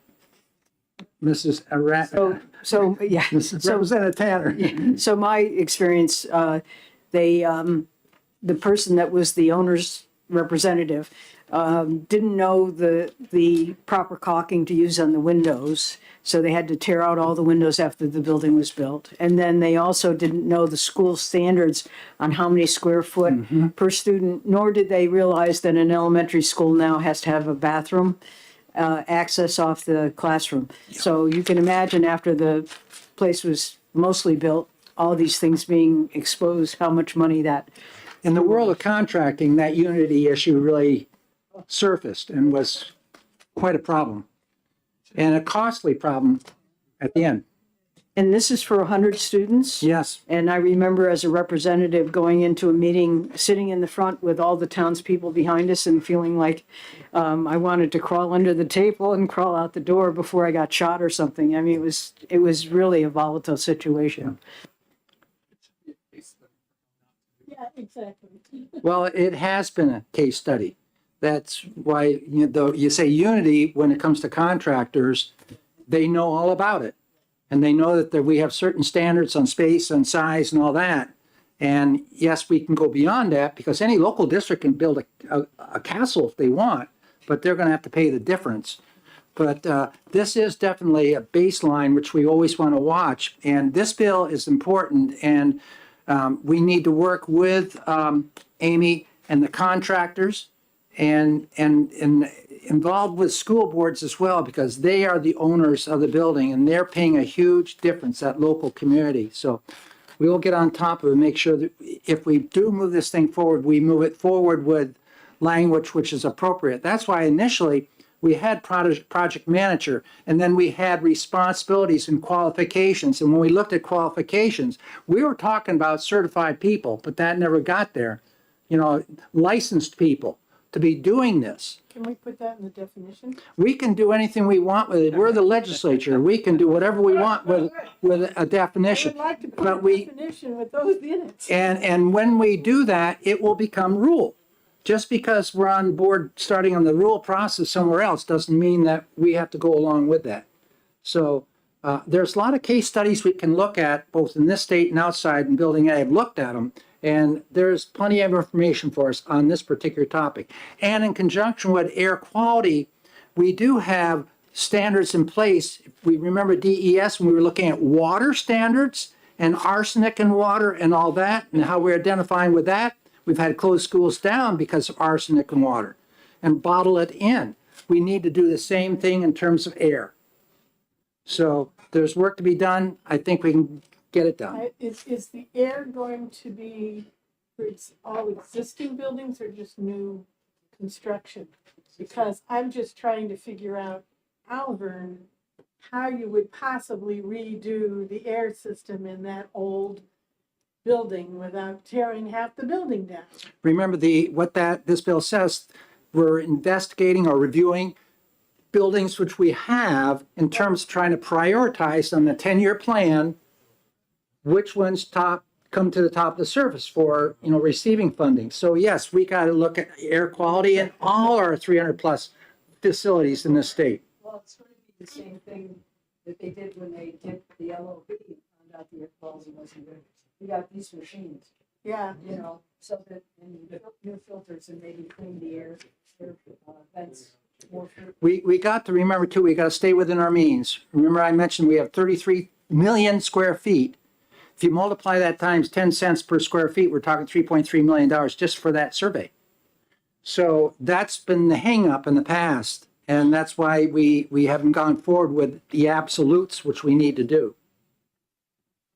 I know what we used as our third grade building for years in Hudson. I remember just spending a day there. I had a horrible headache. And my daughter would come home with a headache every day. Well, they eventually made it our superintendent's office when we built a new elementary school. And the CO levels in that building were huge, were so high, and that's why people were getting such horrible headaches. But they didn't check it when it was an education building. They checked it when it was a superintendent's building. Well, that's going to all find things like mold, which is in the air, and They had lots of asbestos too. and there's mold in these older homes. Some of them are putting special ed into a separate building, and that's just loaded with it. Yeah. Those are the problems. So, Really, the minutes talking about building. You refresh me, what was the final disposition of the dialogue we had last year on adjusting buildings, structure to hearing issues?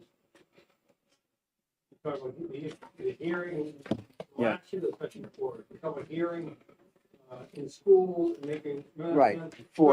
Right, hearing disabled, kids with hearing problems, was the hearing The instruction had that council recommendation. in the. I don't know if they put that in rule or what they've done with it. There's a lot of issues out there, just like the stuff on top is lighting. A lot of the grade schools have crummy lighting and kids are trying to learn how to, and there's a shadow everywhere they are, and it's impacting learning there too. These are all things which we got to make sure it gets into our new construction and renovation. I think there was an issue with that one because they were looking at new quality or standards that had not been approved or anything else yet, something along those lines. We'll have to look into it. Right. Okay, we still have about 5-6 minutes. If you want to get up and stretch it out, do that. Yeah. Mm-hmm. Yeah. Oh.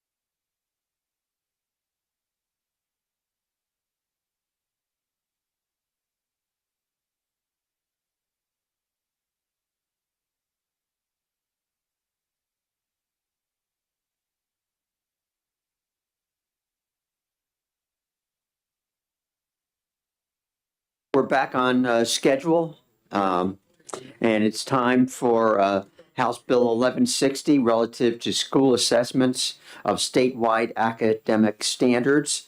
And Chairman Ladd is ready to go. Thank you very much, Representative Cordelli and members of the committee. For the record, my name is Rick Ladd. I come from Haverhill, New Hampshire, and I'm here to present 1160, which is relative to school assessments of statewide academic areas. If you take a look at the bill, which is very short, I'll kind of walk through it with you and try to explain why we're doing what we're doing here. It's areas of assessment. This area is in statute in 193C:5 right now, and it's where we're talking about the statewide assessment for improvement and assessment in the subject areas which we use in that regard. And it reflects back at 193E:3-2A. That's the area where we talk about the substantive criteria, those subjects which are part of an adequate education. The statewide assessment, which you see in lines 3 and 4, and the areas of assessment are in language arts, mathematics, science. Those are the area, reading included, those are the areas which we assess on that statewide assessment. But we have other areas within the criteria for an adequate education which are not tested or for improvement or assessed by the statewide assessment. And those subject areas are history, currently history, geography, civics, and economics remain required critical areas of study. We have now added to that through legislation last year the subject of government. So government has been added in here. It's a required critical area of study. Therefore, we don't test it with the statewide assessment. These subject areas, history, government, geography, civics, and economics, are not included in the statewide assessment program, but they remain within the purview of the local school board. We still have to assess, but the state's not going to do that. It's a local responsibility to assess these subject areas.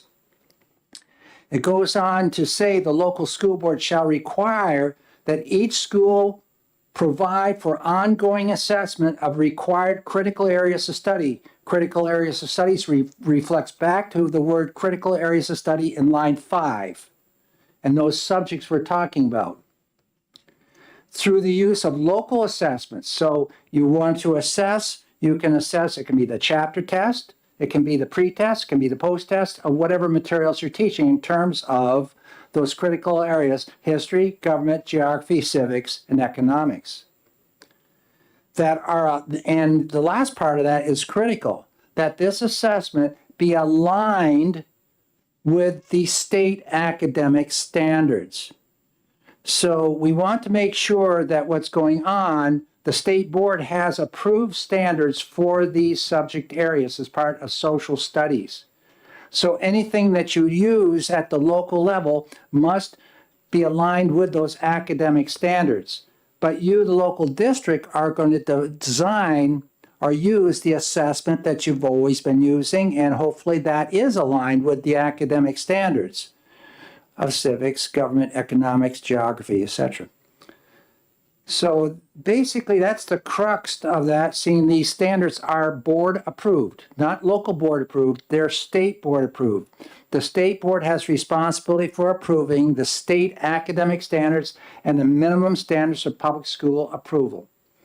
And remember, several weeks ago, we put oversight, we already have oversight for the academic standards, and we passed a bill where we have oversight as a legislature over the minimum standards of public school approval as well. So this is kind of a follow-up to that bill which we passed, but also including this critical area of government, which has not been in law, which is in law already. We put in last year. Now they're responsible for the assessment on the local level. So I'll conclude my testimony. It's a brief, summary of what we're doing in this legislation right here. Thank you, Representative. Questions from the committee? Representative Woodcock. Thank you, Chairman Cordelli. Representative Ladd, so on the government piece of this, and we're talking, I'm looking at the last couple of lines, 11 and 12. Has the state board already approved academic standards for that? It's part of social studies. And where we see government here, it doesn't have to be a separate class. It could be meshed in with civics. It could be meshed, which we have, remember, we required a civics course be taught Right. 1/2 year in middle school, Right. and there again in high school. And what you could do is, for example, if you're a grade school teacher, grade 5, where a lot of times they do a beginning course in U.S. government or America, it's usually the state in the 4th grade. You could mesh in government that's involved, like your local government locally here, the middle state and the national within, so you could have one assessment. It's probably right within your social studies course. So you are assessing. We're not telling people how the assessment has to look. The assessment might not even be a test.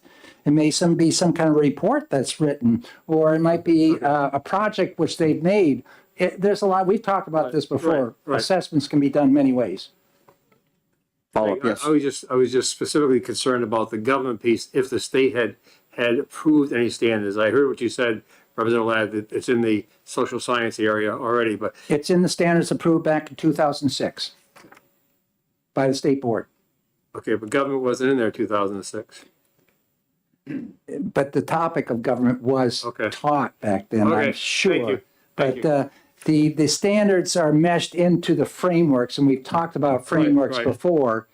And that's why we passed what we did. The other day, yeah. Yeah, and in saying we want to see those standards defined in the framework, so folks in the field know what's going on. Sure. Further questions? Seeing none. Madam Clerk, I don't think we have any more pink cards, do we? We don't.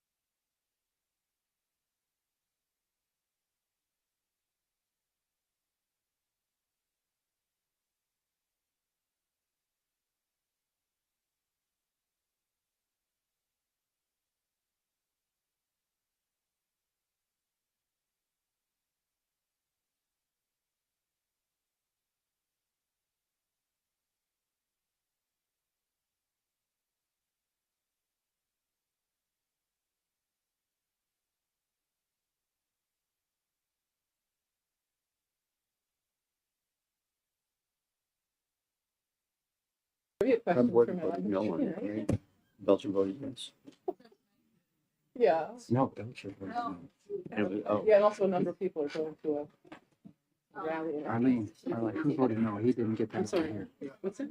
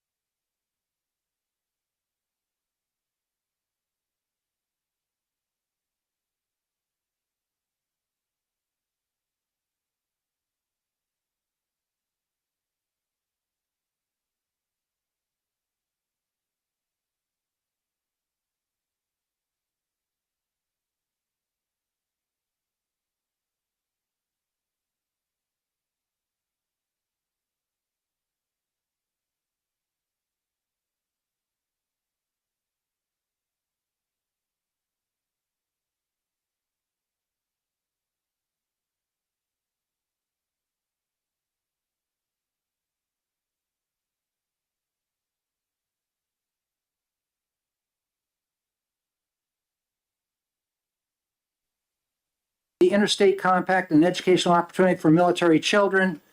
I will remind Representative Damon that we need a pink card up here too. Yes, sir. But that's fine. Yes, Let's indeed. go ahead and introduce the bill if you would, please. Thank you, Mr. Chair. Thank you, everyone. For the record, Representative Hope Damon, Sullivan District 8.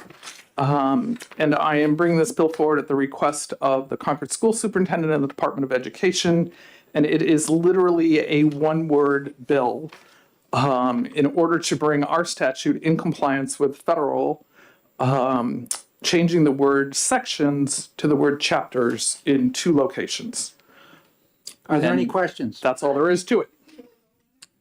Yes, we're going to. I don't see any. Just want to make sure I understand that in federal, whatever this is, USC, whatever it's called, chapters, and that's why we're doing this. Correct. The federal statutes code, rather, thank you, uses the word chapters, and for some reason we have sections, and they want it to be consistent. Yep. Awesome, thank you. Thank you so much. Any other questions? Thank you very much. Don't forget the pink card. And Wait, I gotta finish writing the. I want to close the hearing for 1019. And I'm going to open up an executive session for 1019. And recognize Representative Damon for a motion. Move to OTP 1019. Okay, we have a motion made by Representative Damon, second by Representative Dry, for HB 1019, Interstate Compact and Educational Opportunity for military children. Any discussion from the maker or the co-maker? None. Madam Clerk, when you're ready. Vice Chairman Cordelli, Yes. Representative Lekis, Yes. Representative Ford, Yes. Representative Belcher, Yes. Representative Dry, Yes. Representative McDonald, Yes. Representative Noble, Yes. Representative Peternell, Yes. Representative Quartiello, yes. Representative Myler, Yes. Representative Cornell, Yes. Representative Tanner, Yes. Representative Woodcock, Yes. Representative Hall, Yes. Representative Balboni, Yes. Representative Damon, Yes. and Chairman Ladd. Yes. 17 yeas, 0 nays. Consent? Good? Yes. Yes, please. Okay, this executive session is closed and we're done our business for today. Drive safely, everybody. How did our school board do what? You finished here for the school board?